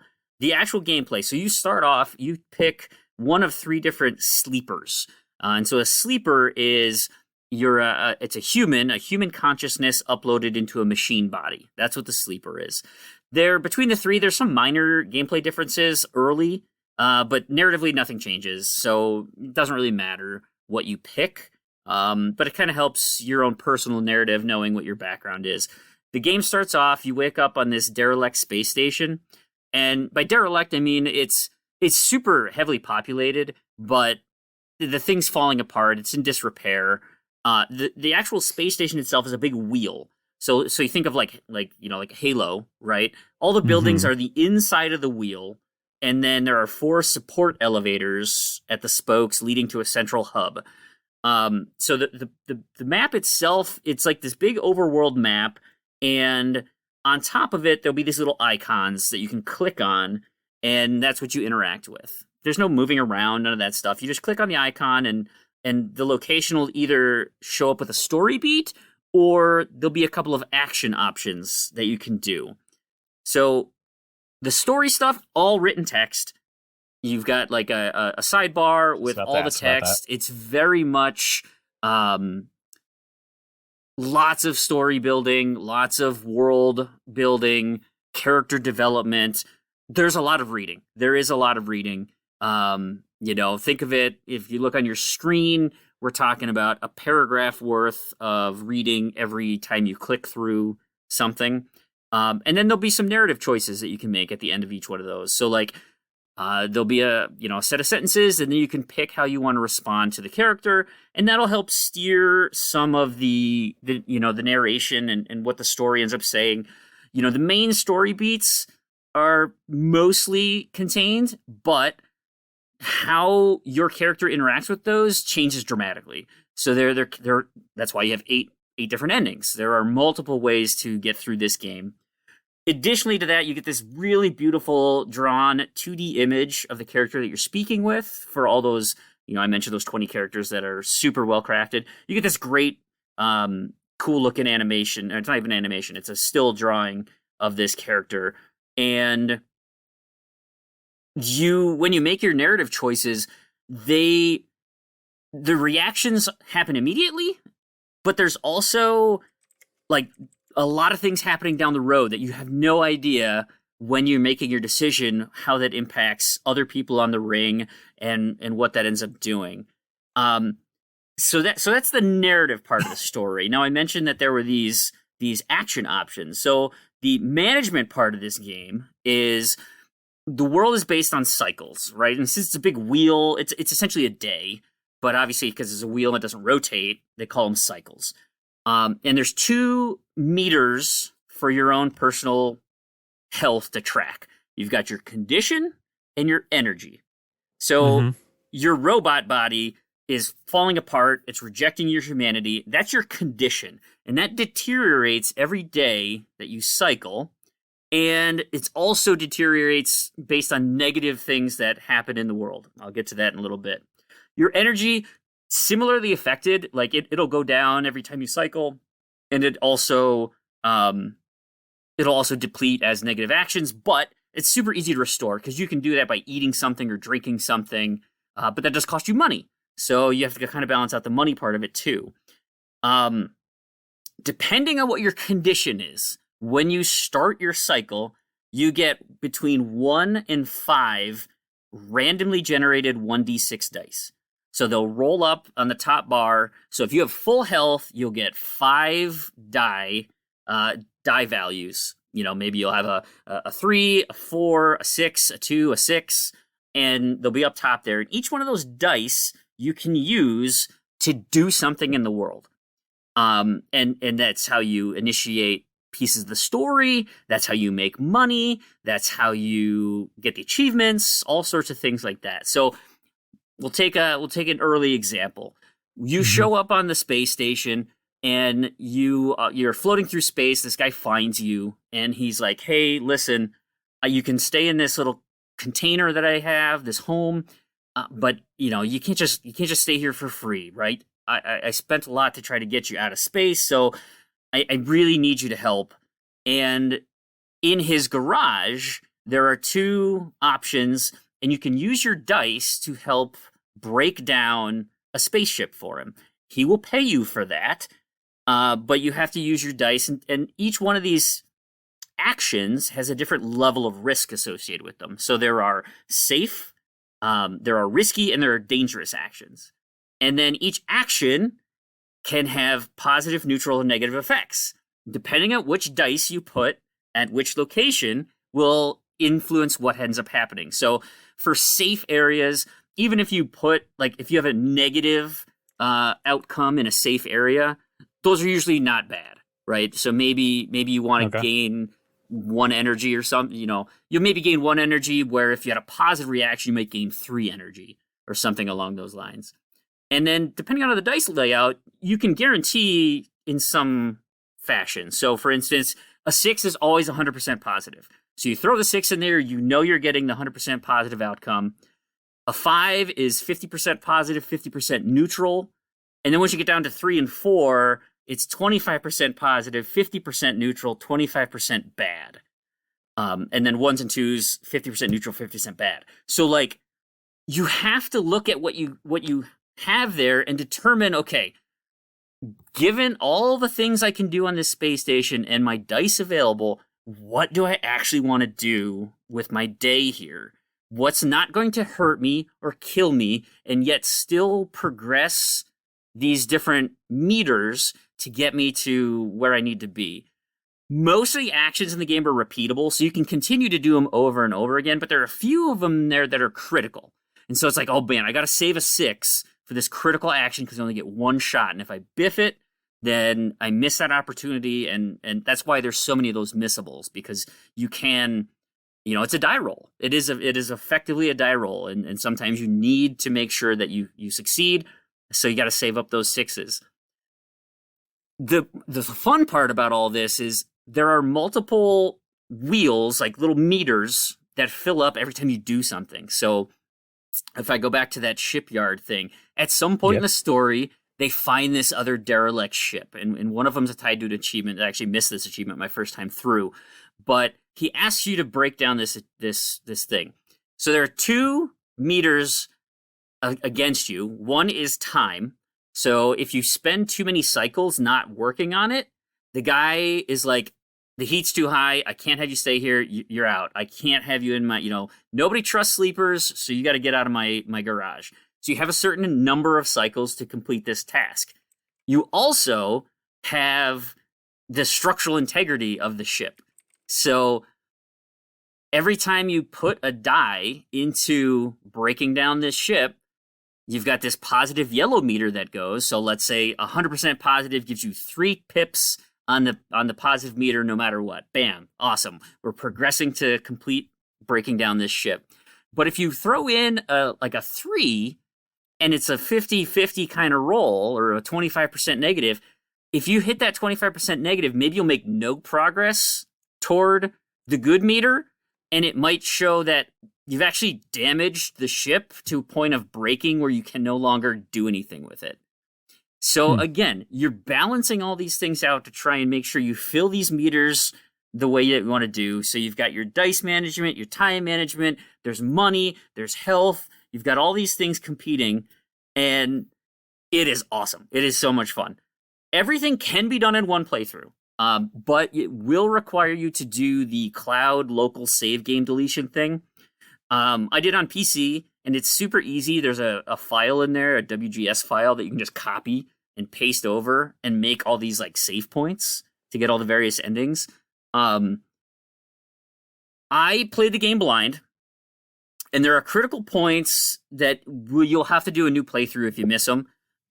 So like if you're super concerned about missing them and you have to do it in one playthrough, DM me and I will tell you like specifically what to look for to not do those.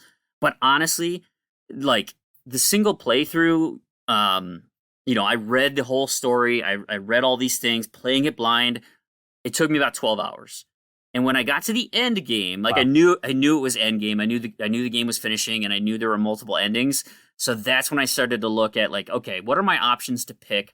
And again, you can't be spoiled because you just know if you pick this option ending A, if you pick this option ending B.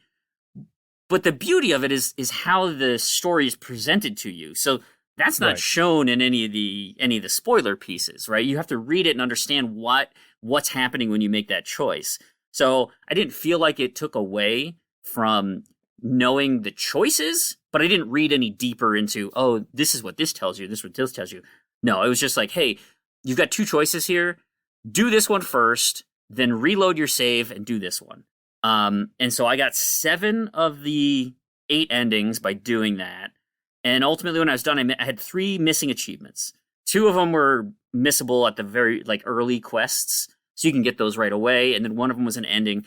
To clean up, it took me about 3 hours because you've already read the story, so you can just hammer through all the dialogue, clicking through everything, and just kind of playing the game really quick. So that part goes pretty quick, any sort of cleanup. But it was great. It was such a great story. It was super fun, very interesting, and I kind of hope there's more to it. Very much enjoyed it. It was neat. It was a lot of interesting dynamics in play. You felt it's very stressful early. The money management, as most management games are. Yep, the money management, the health management, your what's available to your story is pretty limited, and so you're just like, gosh, I have 3 dice, and tomorrow when I wake up, I'm gonna be near dead, and I can't find this freaking doctor. Who's gonna save me? You're just kind of panicking as you're going. And then as you continue to go, it builds and money becomes less of a problem, but it also kind of it's so good. It's super good, and I very much enjoyed it. I highly recommend it to people. And if you do play it, please read the story. Incredibly well written, and the characters are super cool. That is Citizen Sleeper, available on Game Pass. PC was fantastic because you just have mouse clicking. It's great. I'm sure the console works just fine as well, but it was very solid. Let's see. Is it? You said it's Game Pass, right? Yep. Yeah, it's Game Pass. I thought you did. I was just reading something else and yep, completely very just good. left of mine. Very does good. it play anywhere? I believe so. Because that would make it easier. It's also got touch controls. So Yeah, nice. so I will say the downfall with touch controls, because I started on touch because I was like, oh, this will be easy because then I can just play it on my phone. I know it's a reading game, so it's not a big deal. That's what I was thinking. Yeah, maybe this is me. I couldn't rotate the screen to see other places to go. So on the keyboard, if you hit WASD, it'll rotate the map or rotate the wheel so that you can see what's available to you. I couldn't for the life of me figure out how to do that in touch controls. And so everything was limited and I couldn't get anywhere. And then I was like, oh my God, I didn't even know this place was up here. And I found it's and now I can explore more of the ring and now I can explore more of this. And so I'm a little questionable about what those touch controls can actually do. Again, maybe it's me. Maybe I just can't figure it out. It might just not be optimized. Yeah, but boy, on the keyboard was fantastic. All right, and that's Citizen Sleeper, and that'll do it for me. Yeah, and since you're on the inside of TA, you got to get management on that. TA only calls it a visual novel. And that's what I did for, when I said I was talking about Frog Detective, I didn't know how to classify it because I have all these buckets to choose from. Because every game I end up starting, it's oh my God, I've got 7 roguelikes on my list. I really should focus on those. And so I didn't know where to slot this one. I slotted it under management because I watched some gameplay. I was like, this is very clearly a management game. And nope, someone genre tagged it early and wasn't there. So someone's wrong. Maybe I can argue him. It is very much a management game. All right. Well, in that case, let's get into some sales. Let's start with L. Let's go backwards order.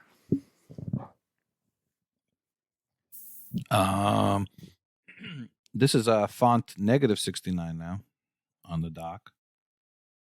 For little, so now you're cold because these are little veiners. Yes, it's chilly out here in the D. Wait, that's not how it goes. Veiners, we like veiners on the show. I think it's no giant eggplant, but your game showcase was a veiner. I mean, and the show is done.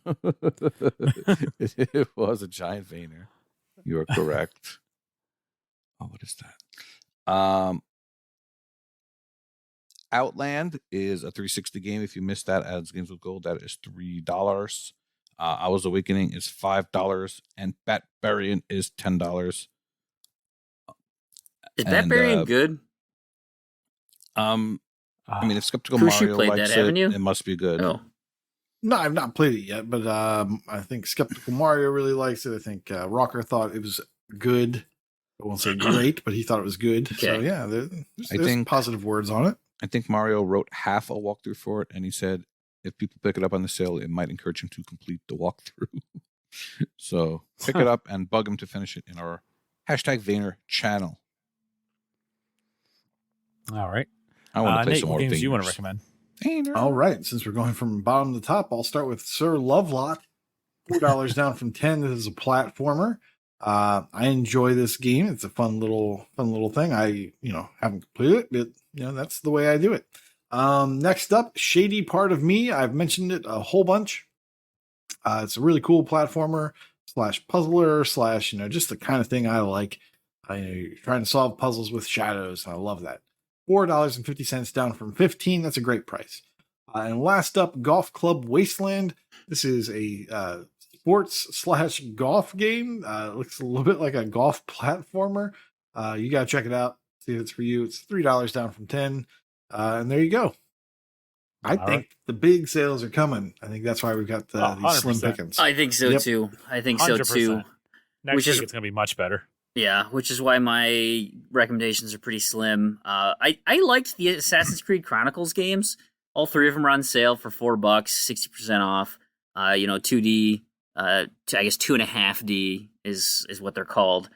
Just right. an interesting take on the Assassin's Creed thing. And but what I really want to talk about is Necromunda Underhive Wars. Those of you who know, I'm a big fan of turn-based strategy. Specifically your XCOM likes, and I don't know Never if knew any you of you liked guys, if you guys have ever played Necromunda, the actual figurines. Never even This heard of it. holds a special place in my heart. Nope. It uses the Warhammer 40K license. It's based on essentially gangs. What doesn't? Yeah, gangs underneath this big spire, and they're just trying to scrapping it out for their livelihood, and it's the XCOM like thing. But what's cool about it, and if you guys have ever played Blood Bowl, this is one of those that fits very much to it. Like shows you the dice rolls. It tells you what you need to hit, and it'll like, hey, you need a 4+ to hit him with your gun. Bam. Okay, now you need a 4+ to wound him. Bam. It is very much like the tabletop game, so that has a little bit of extra nostalgia for me.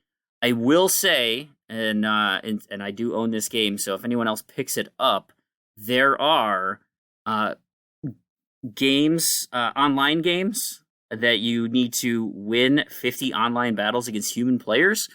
I'm not certain how popular and whether or not this is server based. So if you do want to do that, I would be interested in cheesing those online battles, getting those off the way, because I could see this suffering an early demise in terms of the servers. Well, considering 1,500 people on TA have started it, sounds like it might be pretty easy to cheese. Yeah. It's only $5 down from 20. That'll get you 2 of the gangs. There are 2 additional gangs that there's no DLC, there's no achievements tied to them, but like one of them was the gang that I actually used, so like I had to wait for the gold edition, so I ended up paying a little bit more. But anyway, that's neither here nor there. XCOM like Necromunda Underhive Wars.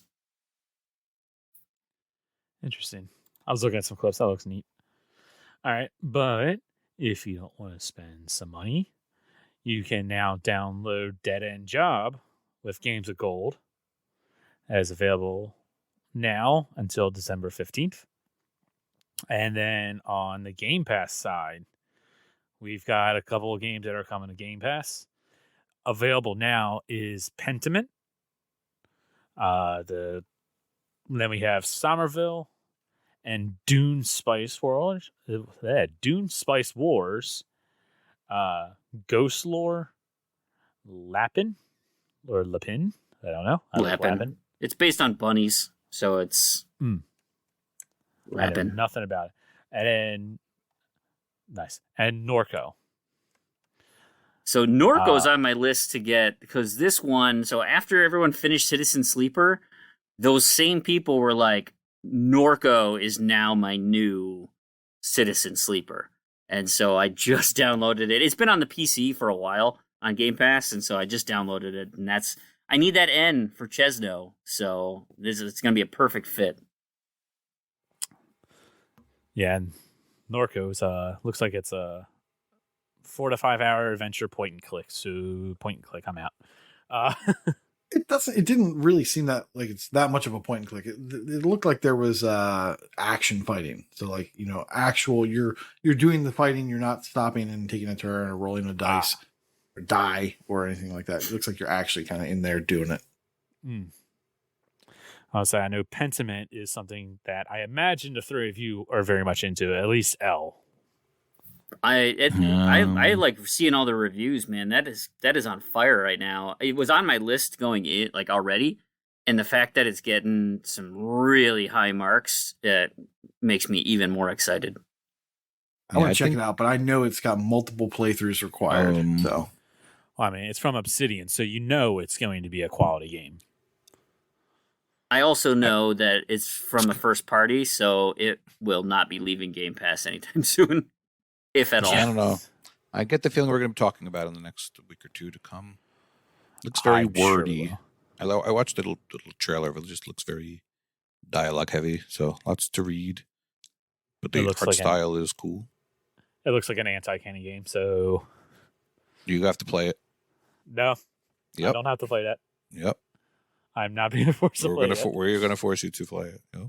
No. If I'm going to be forced to play something on Game Pass, I'd rather be forced to play Gungrove Gore, which is coming out November 22nd. First-person shooter. It just looks madness. Just watch a trailer. Apparently, it's the third game in a series. Did not know that. And then November 29th, we have Insurgency Sandstorm on the cloud and console. Soccer Story or Football Story for other people's. That looks awesome. A lot like Dodgeball. It looks like Dodgeball Academia, but for for your feet. Yeah. I get that vibe too. Foots. And then on November 30th, we have Warhammer 40,000 Darktide. That's the weekly Warhammer game. Okay. Yeah. Is that's coming to console though too, right? At some point, the announcement said PC. I know this is on PC, but I thought it was coming to console eventually. I'm thinking new Sunday night game, Koosh. I don't know. Depends on which 40K they're gonna do, because they have every genre under the sun from every developer. So we'll see. It's a Left 4 Dead like. You might be able to sell me on it. We'll see. Well, if this one's a Left 4 Dead like, that's selling. Or I mean, so if you guys played Vermintide, it's essentially Vermintide, only it's in the future with guns. I know Vermintide had some guns in it, but that was pretty melee focused. But yeah, it's a Left 4 Dead like. Yeah, that sounds great. 4-player co-op. Well, co-op now. L's paying attention. We'll bring it to motion. Wait, what? All right, and then leaving Game Pass. All on November 30th, we have Archvale, Deer Simulator, Final Fantasy 13-2, Mind Scanners, Mortal Shell, Space Warlord Organ Trading Simulator, Undungeon, and Warhammer 40,000. Oh God, what is that? Battle Sector. My eyes are tired. That looks like something else. Yeah, all those games are leaving Game Pass at the end of the month. And as always, you can pick them up 20% off if you have a Game Pass subscription. But wait, 3 of them are stacked. Final Fantasy is a stack, so it's 2 separate achievement lists. Undungeon is a stack with 2 separate achievement lists, and Warhammer, last week's Warhammer, 2 stacks. Mm-hmm. Hey, turn-based strategy, baby.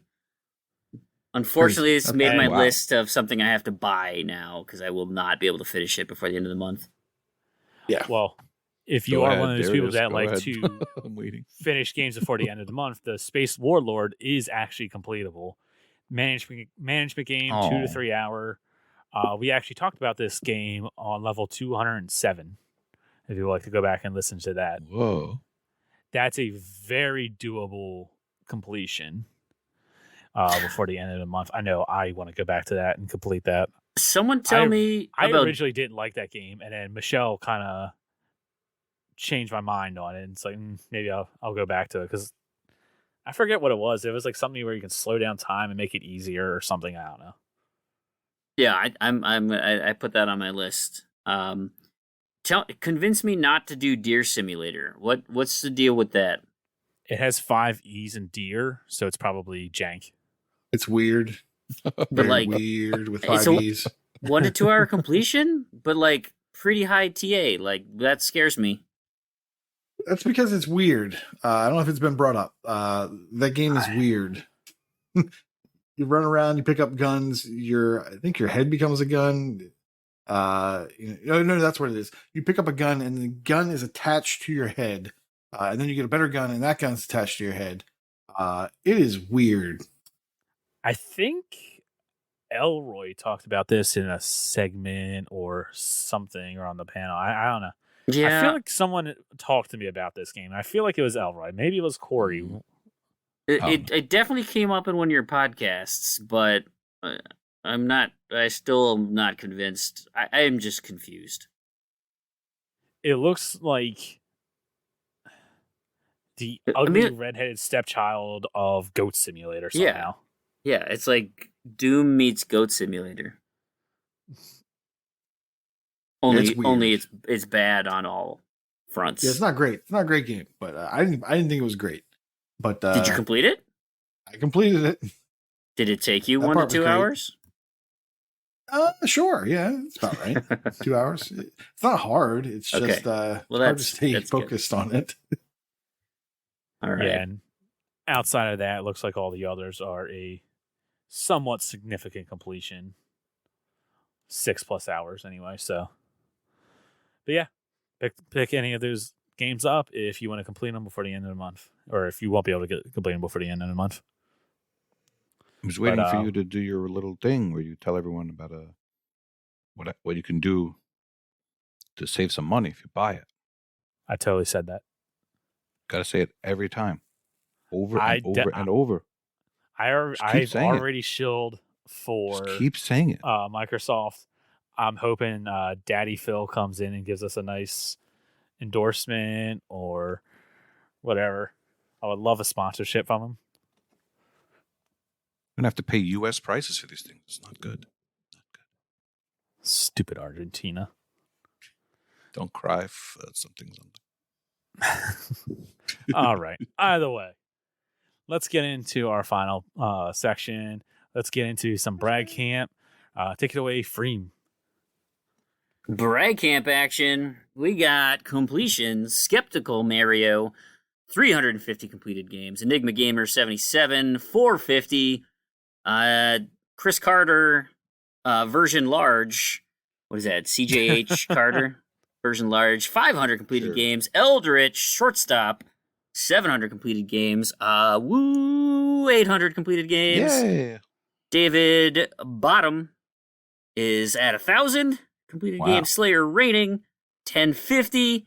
Red 047, also at 1050. Wakapale, 1100. Thrash Forever, 2100 completed games. And Lucas, 1987, 2650 completed games.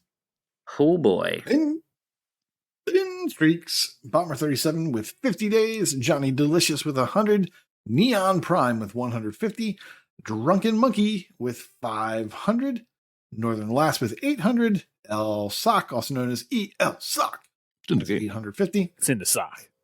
Unky Tim Fu, It's 2,200, on the foot. and Praux with 2,450, and Plantain 42 with 3,400. In gamer score, El Never has hit 350,000. Haizo and Woo has hit 750,000. My voice cannot do Don't quit your day job. Nailed it. that. Wakapale has hit 1.2 million gamer score.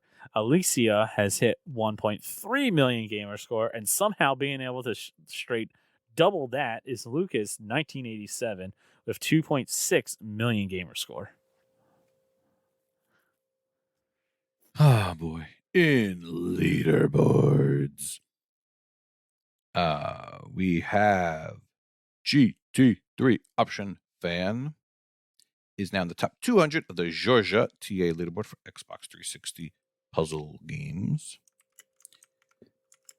J Blach in the top 50 of the Canadian TA leaderboards for MMOs. Kawaii Ninja Rider 7, number 1 of games played leaderboard for Ariel. Dang. Oh man, I played that Little Mermaid PC game also. It was pretty awesome. Logic Slayer's in the top 50 of the Florida TA leaderboard. Mick Thumbs, I'll read him with his amazing top 20,000 accolade for the TA leaderboard overall. Survivalist is third in California Achievements 1 leaderboard for survival. Thrash Forever in the top 5 completed games leaderboard for beat 'em ups, and number 1 in Europe completed games leaderboard for beat 'em up. Nice. And our very own Retro Chief is number 1 in the USA Gamerscore leaderboard for point and click, and is amazing. Nice. I would love to hear anyone's actual thoughts on the new Monkey Island. I really thought It's boring. it would make more of a splash. Be I quiet, thought it's you. new. Which, I mean, the I've heard podcast people are I going listen bananas to, for it. yeah, the podcast I listen to, people love it. They're like, hey, it perfectly captures the humor of the You listen old to other ones. podcasts? I Not do. allowed.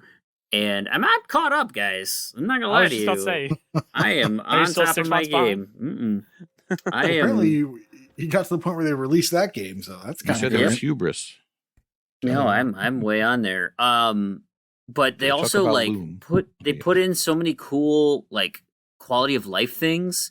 Apparently, like if you leave the game for any specific time, when you come back, they give you a full recap on what happened.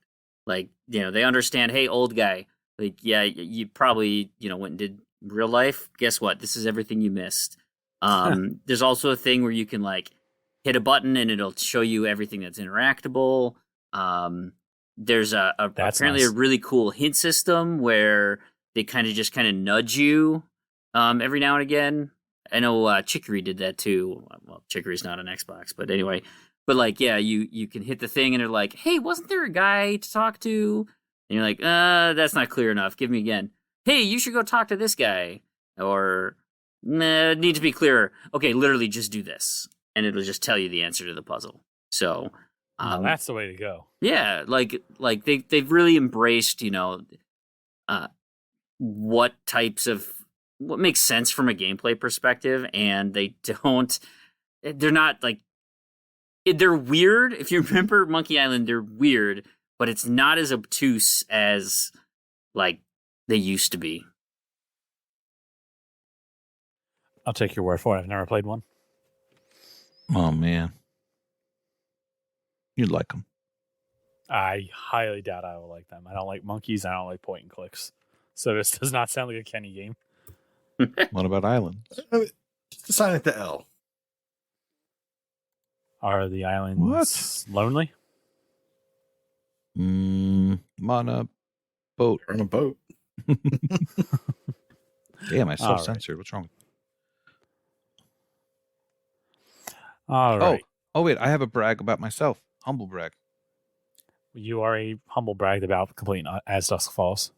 Oh. No, today, or 2 days ago, if you take a time machine, it's actually the 20th anniversary of Xbox Live. And for Wow. those of us who were beta testers, we got a nice, shiny new number 20 on our profiles. So I looked, Ooh, and I have nice. one. So Lucky it's actually, it's in the Redcamp channel if you want to look at the shiny number 20. It's I actually actually do.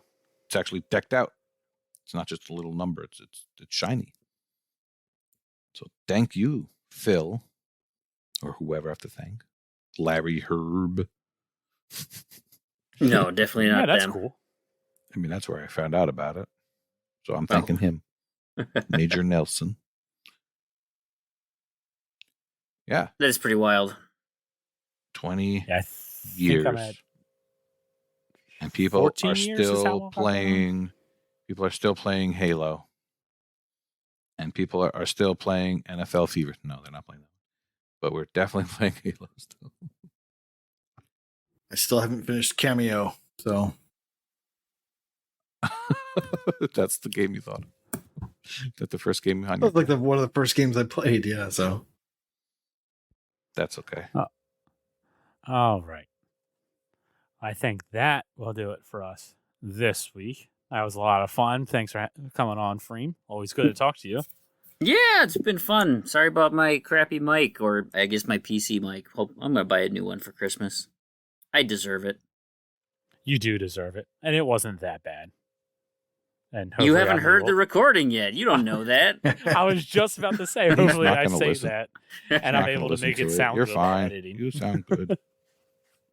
I mean, I'm no Big L, but you know. Yeah, see? Yeah, beat that dead horse. What? All right.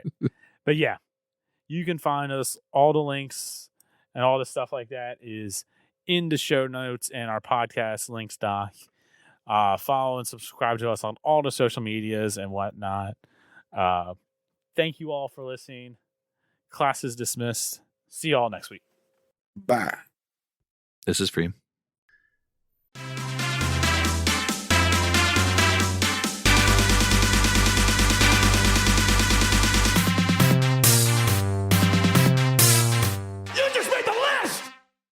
Welcome back to the 17th episode of One List, Two List, Bad List, Good List. A segment where we take a look at the achievement list of a couple of games. One that is lagging like cellular on an AT&T phone, and one that is high-fiving. What exactly makes those lists good or bad? Well, that's what we will be discussing. This is One List, Two List, Bad List, Good List. I am Elroy OMJ, and I am joined today by an individual who secretly sings under the name of Geoff Castellucci. It's Inigo Montoya. Well, It's a very thank you vague for reference, is it not? the interesting lead in there. Well, for those of you that don't know who Geoff Castellucci is, he sings a lot of sea shanty. Well, not really sea shanty. It's just kind of, what would you call it? I don't know, like 16 tons and that type of song. Like, you know, like working on the railroad, old time Americana, I guess, or something. I don't know. But anyway. Wow, got me lost. But Yeah, just look him up. You know, Geoff, and then Castellucci. Good luck on that one. So, all right. yeah, Well, maybe next time we can go for Enrico Palazza. Enrique. I don't know who that guy is. You don't know who Enrico Palazza is? No, is he got a deeper voice than Geoff Castellucci? No, Enrico Palazza was he was the Leslie Nielsen doubled up in him as in the Naked Gun. Oh, nice. He was the guy that was singing the national anthem at the baseball game. Oh, gotcha. He stole his spot. Nice reference. I like Right. it. Yeah, that's good. Rest in That's- peace, Leslie Nielsen. Yeah, he was before his time. Nothing to see here. Nothing to see. Nothing to see here.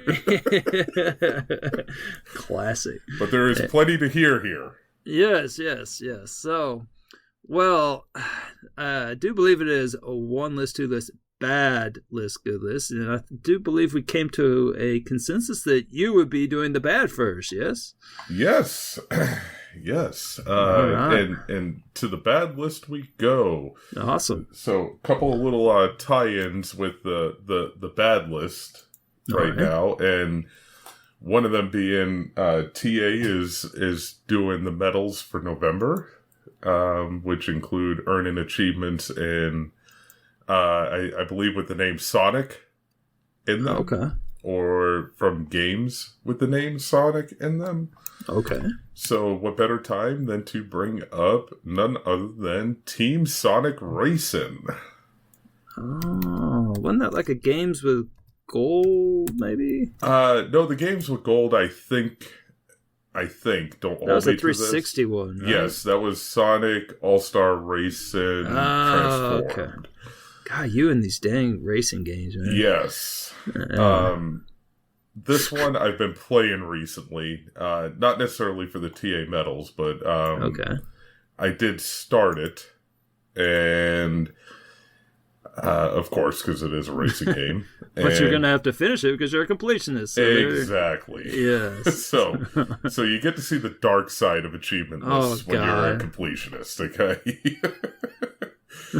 And this one has a dark side. Okay. I'm looking for it. I'm seeing if I can sniff it out. Because this developer, and for those wondering, Team Sonic Racing was released in May of 2019. It is an Xbox One game, and as a total, the game itself is not terrible, but the gameplay. That's such a bad word to. Anytime you say, something's just not terrible, that's like such a terrible endorsement of a game. It really is, because at the end of the day, the actual gameplay in it just lacks a soul. Is what I like to say. It just doesn't. Soulless. It is a soulless husk of a game. All right. And the gameplay is not that great. You know, the design was not good. To be honest and to be fair, the Sonic All-Star Racing Transform on the 360 is a far superior game. Oh, it's boy. actually better than Team Sonic Racing. So, not only is this not a great game, but this spills over into the achievement list. And with that being said, were you able to spot anything weird? I saw something that I had a question about, because this is your bad list, right? Yes. So I would have thought that, well, just on name recognition alone, I thought that someone such as yourself, who goes under the name Inigo Montoya, would like a game that has an achievement called "Let Me Introduce Myself." Yeah. So I'm a little puzzled how this got on your crap list here. So, but I do see a lot of achievements that I have no interest in ever achieving, which is the get every star in blank. Get every star. Anytime I see something like that, red flag definitely comes up, because that usually means it's going to be very unpleasant. Yes. And that's where this lies. It's not necessarily the achievement names that make this a bad list. It's the developers did something that I just don't personally like as a gamer and an achievement hunter. Okay. When I look at an achievement list, I kind of like to know what I'm digging into. Okay. And if you look closely at the list, the highest ratio achievement, which is unlock all of the vehicle paint kits. Okay. So I'm sensing some like grinding here. It's not even grinding. It's the disguised difficulty in it. So you have to, first of all, to get like all the mods in the game, it's RNG. You have to basically kind of spin the wheel to get like the mods and the performance parts, the skins, the paints, whatever, all that good stuff. That's all RNG until you find out that you get to the end of the road and you don't have all of the vehicle paint kits. Well, in order to acquire all of the vehicle paint kits, you have to beat everything on expert difficulty. Oh.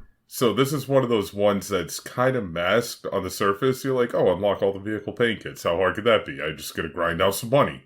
Right, You know, if you just look at the achievement description. Right. That's what one would be. That's what I would. believe. Yeah, that's the leap I would make. Exactly. Most rational people would make that leap, Okay. and then you realize, oh wait, I have to actually play all of these races and everything on expert difficulty to get those last few paint kits, and you're just I get it now. kart racers and ramped up difficulty are never a winning combination. Yeah, that's you're not wrong about that. That's yeah. And that's why I have like a kind of an axe to grind with this list, so to say, is because of that. Now, if it would have said, hey, beat all the races on expert difficulty when you're looking at the list, okay, I know what I'm diving into. I can make that choice. It was a completionist trap, is what you're saying. That's exactly what this was. And now, granted, I don't shy away from, difficulty in racing games. It's not my thing. I will still tackle them head on.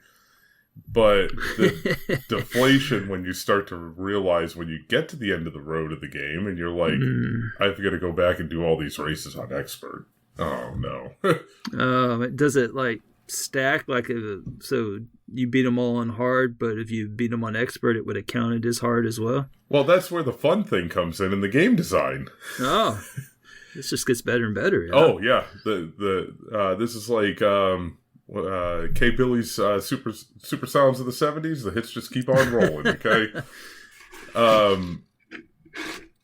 Expert is not unlocked until you beat each race on hard. So you get to have double the fun in a kart racer.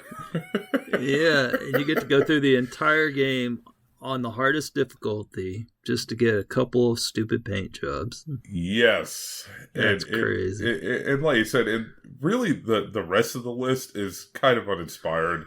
Like you had said earlier, get all the stars on this level, so on and so forth, where in a kart racer, you can have a little bit more fun with it, so to say, kind of vary up some of the achievements, maybe with some, kind of ridiculous feats in race or something, which would make it a little bit more interesting. There are one or two achievements of that variety in this game, but it kind of falls short where they could have expanded maybe more into that arena than, getting all the stars on this chapter, so on and so forth. So that's my big qualm with it. That's why this one gets the big 2 thumbs down. No, that's very good rationale. Or should I say, we're going to give this one 6 fingers down. 6 fingers down? 6 fingers down. Okay. I got you. So that's where we're going to class this list at, and I think they can do a little bit better. Yeah. I mean, I just thought it was interesting. I'd never seen the word cogophilus before. So I looked it up, and that it is exactly what you would think it is, given the description. Yeah. No. It is. It's someone. It's someone that it has a fondness for collecting keys. Cogophilist. Wow. One who collects keys. That's it. I didn't even know collecting keys would have been a thing.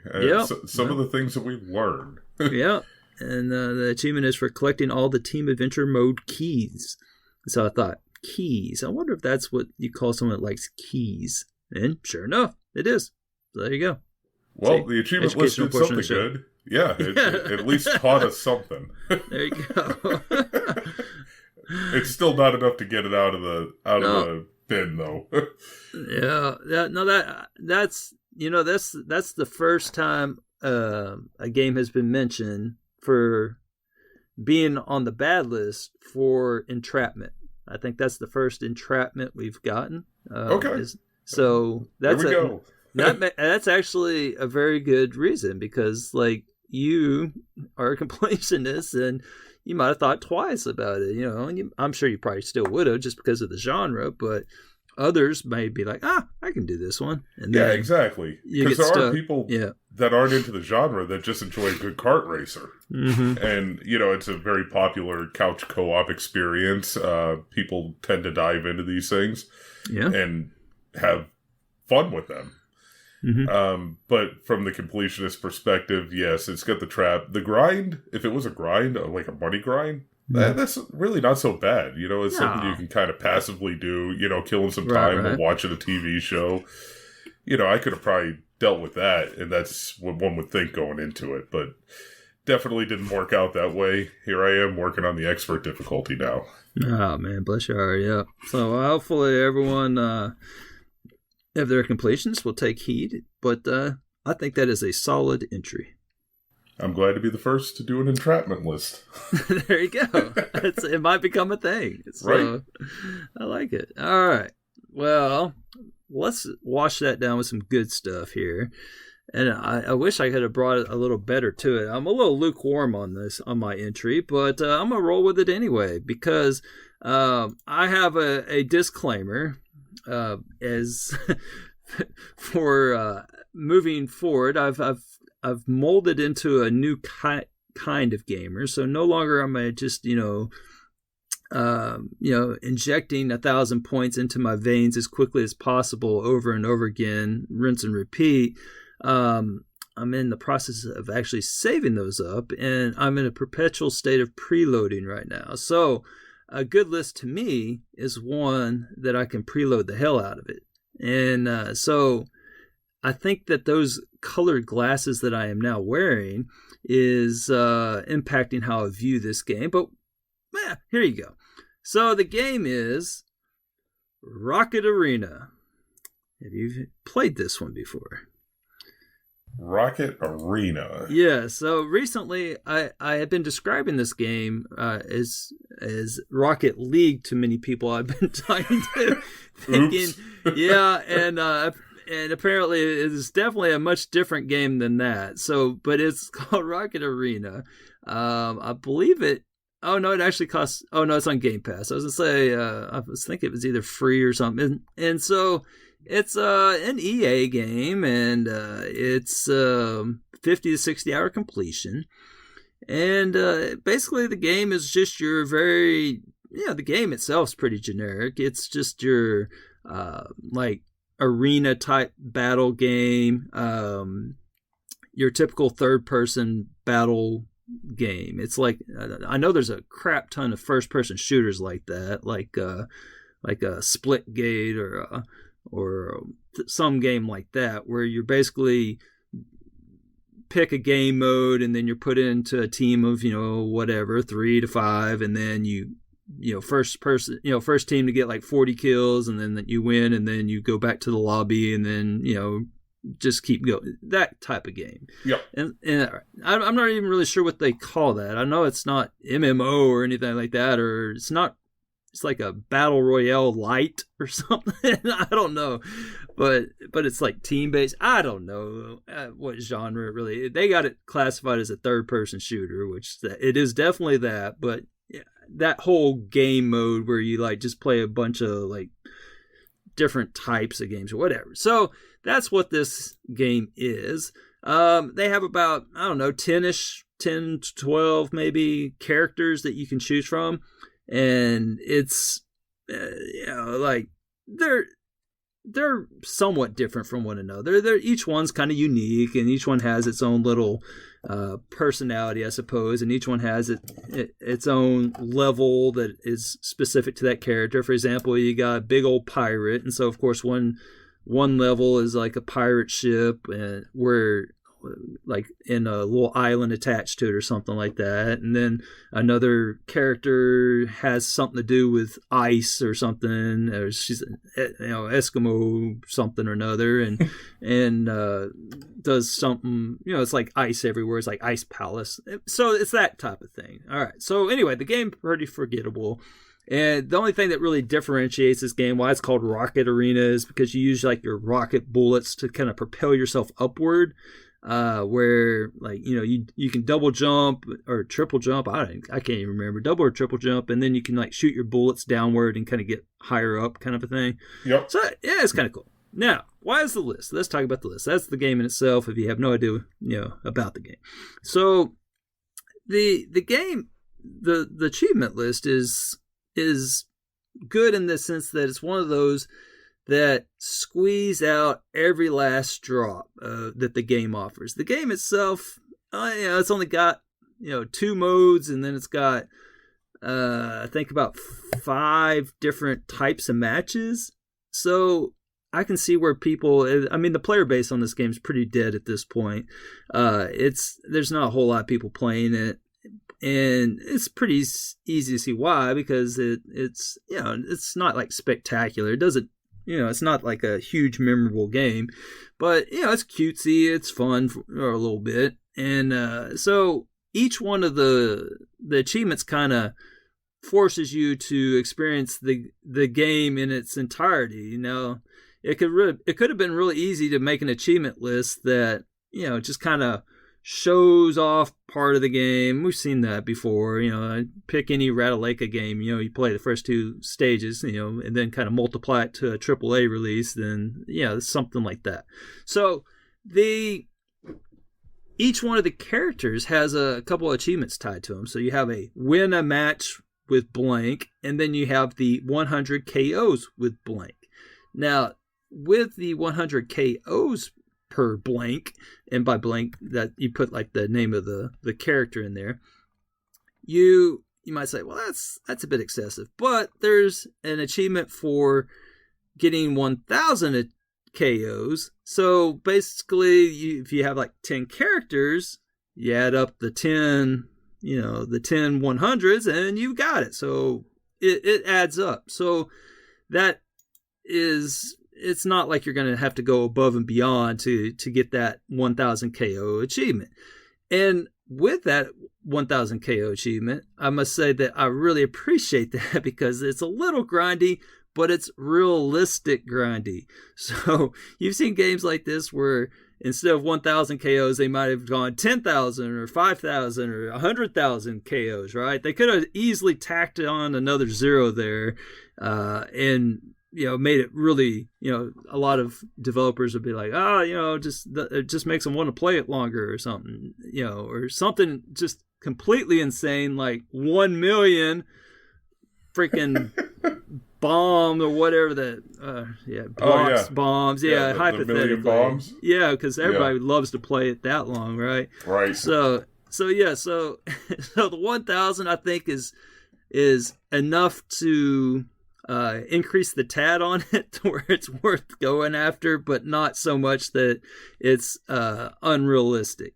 And then the other big achievement on it is for leveling up to level 50. Now, it would seem like that's a lot, but they do offer a cheese method of sorts to it, in the sense that you can cut the time in half, because they have what's called double XP weekends. Now, you have to, finding out about them is the tough part. So every weekend you just kind of, because there's no one talking about this game, and they say that you can find, I don't even know where you find the announcements. What I do is every weekend I just log into it and see if it's a double XP weekend, and if it's not, then I leave. It's best. Now that's dedication. Yeah, as best I can tell, they occur every 2 to 3 months, and they are usually occur on weekends that I'm out of town.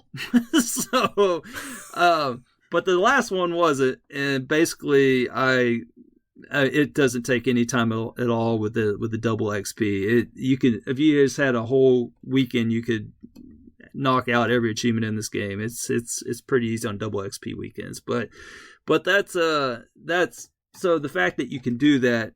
If you had to do it where you couldn't do that, then it would kind of skew the numbers. But as it is, with the realistic 1,000 KOs and with the level 50 being able to be cheesed, you can actually set this up to where everything is like preloaded at one time. And so on that note, everything in this game tracks, and it's very, very accurate and in real time. So if you kill someone, you immediately see it go up that percent. It's like instant. It's very good trackers. In some games like this, like you'll kill, let's say you have like 15 kills until you pop the achievement, and you get up in like around 12 and you start getting nervous and you lose count, and then they like track at the end of the match or something like that, and you're like, oh, I don't know, and then you just stop, and then you like stop too early or something. It's like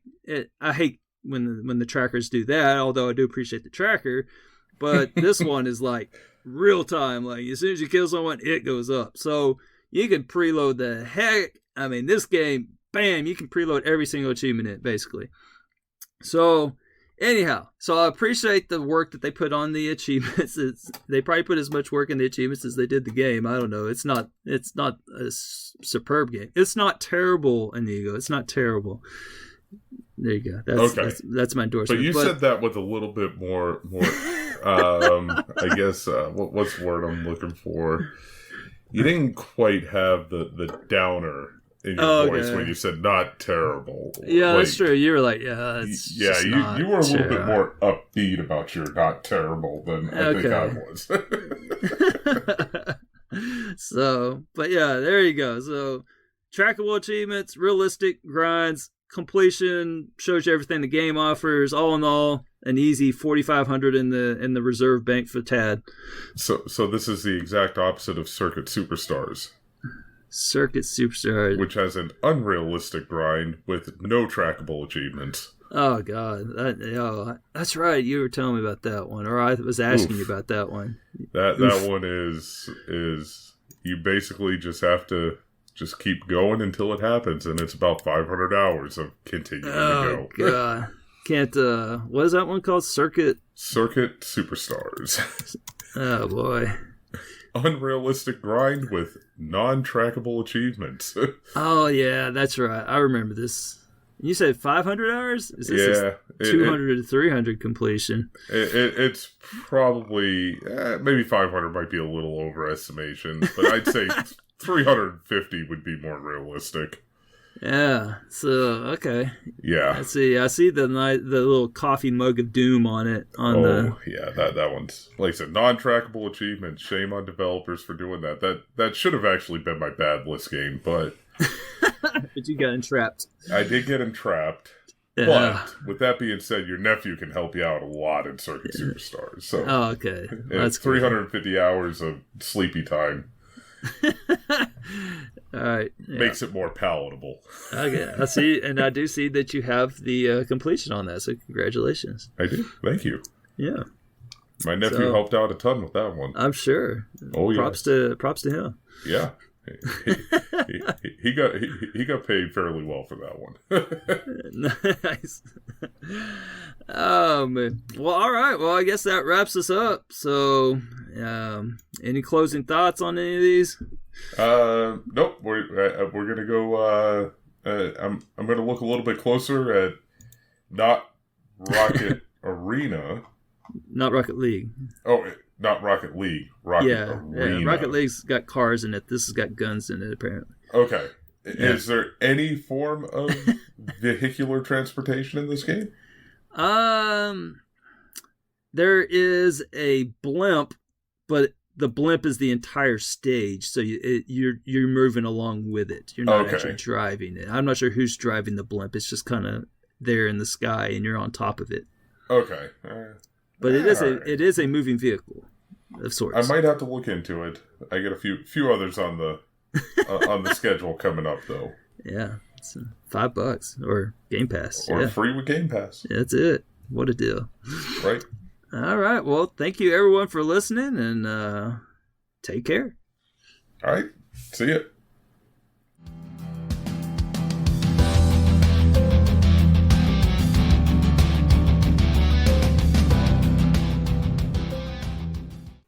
Hello and welcome to Wakavania. I'm Wakapay, and I completed the East Asia soft-published horror-themed Metroidvania Demoniaca Everlasting Night. Completed as in getting all of its achievements. I did not complete the story, because Demoniaca is quite a bummer. Not because it's bad, even if it kind of is. It's a bummer because it shows so much potential, but frequently lets itself down. In Demoniaca Everlasting Night, the world has been invaded by demons, who destroy a village in order to construct a second Tower of Babel, leaving everyone dead except one young woman who is left for dead but is corrupted by demon blood and survives despite having her stomach cut open.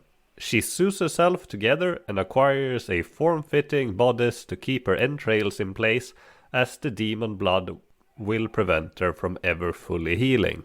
The nameless girl then decides to crash the demon's party at the new Tower of Babel, seeking revenge. It's an interesting premise, and the game is not pulling its punches visually, with detailed pixel art making the most of its 18+ age rating. Sadly, the writing is not up to par, mostly because of its terrible English. The ideas and concepts are mostly fine and interesting, but the writing is a mishmash of poor grammar, spelling errors, and wildly swinging tones, making it difficult to understand and take seriously. The nameless girl you play as doesn't use weapons. She kicks and punches her demonic enemies to death using a fighting game-like combo system. Unfortunately, the combos have quite a high learning curve, and you're rarely allowed to use combos at all, since your enemies will interrupt your attacks. Blocking is essential in order to take down your enemies, as your movement is rather clunky and the range of your kicks and punches are not great. Having all these moves feels like a waste, as the most effective way to take down your enemies is alternating a basic attack with blocking. You also start out very weak compared to the demons, and even on the lower difficulty you're encouraged to grind out experience by killing enemies before moving on. Further compounding difficulty is all the status effects dealt by enemies. Poison, bleed, confusion and other effects can easily take you down if you are not prepared for them, either using items to recover or getting the highly recommended move for cleansing status effects, which can be purchased from Boxman in the library. I feel Demoniaca would have been so much more enjoyable if the enemies weren't walking death boxes, who only dealt damage if they were attacking instead of as soon as you touch them. You frequently get stun locked if you're not careful, quickly draining your health, sometimes completely killing you from a full health bar, with no way for you to escape. Early on, you frequently run into momentum-stalling barricades and hidden walls, which takes way too long to punch your way through. This gets faster the more powerful you get, but it is no fun spending minutes punching your way through stationary objects in the first areas. The user interface for upping your stats is not great either. I know I'm not the only one who failed to understand how to assign skill points when leveling up and equipping loot you find, leaving me struggling for longer than I had to before I figured it out. This is partly because the user interface is pretty bad, but it's also because accessing it does not pause the action around you, leaving you vulnerable to enemy attacks. The fact you need to hold A for a bit to upgrade and equip items doesn't help, even if the screen states it is what you have to do. This is on me, but as I mentioned, I'm not the only one who failed to parse this information. Movement is clunky, and you have to commit to your moves, which often change your position, often leaving you vulnerable or simply falling off edges. The jump is assigned to the right trigger, which is not ideal and turns worse when wall jumping, and even worse once you get your double jump, as the trigger needs to be fully reset in order to double jump. The areas of the game are divided by portals, and each transition between areas has an overly long load time, even on a Series X, followed by another overly long unskippable transition animation, with the girl making her best grumpy cat impression. In reality, these transitions are just a few seconds, but they add up as areas are not very large and you frequently move between them. Demoniaca Everlasting Night is just a few tweaks away from a bad game to a pretty good one, which makes me sad and feeling conflicted by its terrible achievement list, which mostly consists of grindy tasks in tiers such as killing X demons, finding X treasure chests, finding X save rooms, jumping X number of times.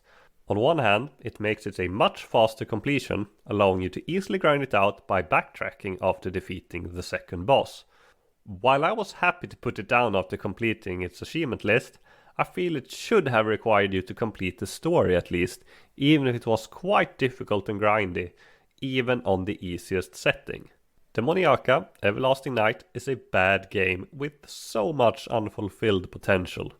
I would honestly really like it with some relatively minor tweaks, improving the writing quality, upping the pacing by making obstacles faster to get through, allowing skipping area transitions, and making most enemies only deal damage when they attack would make it a good game.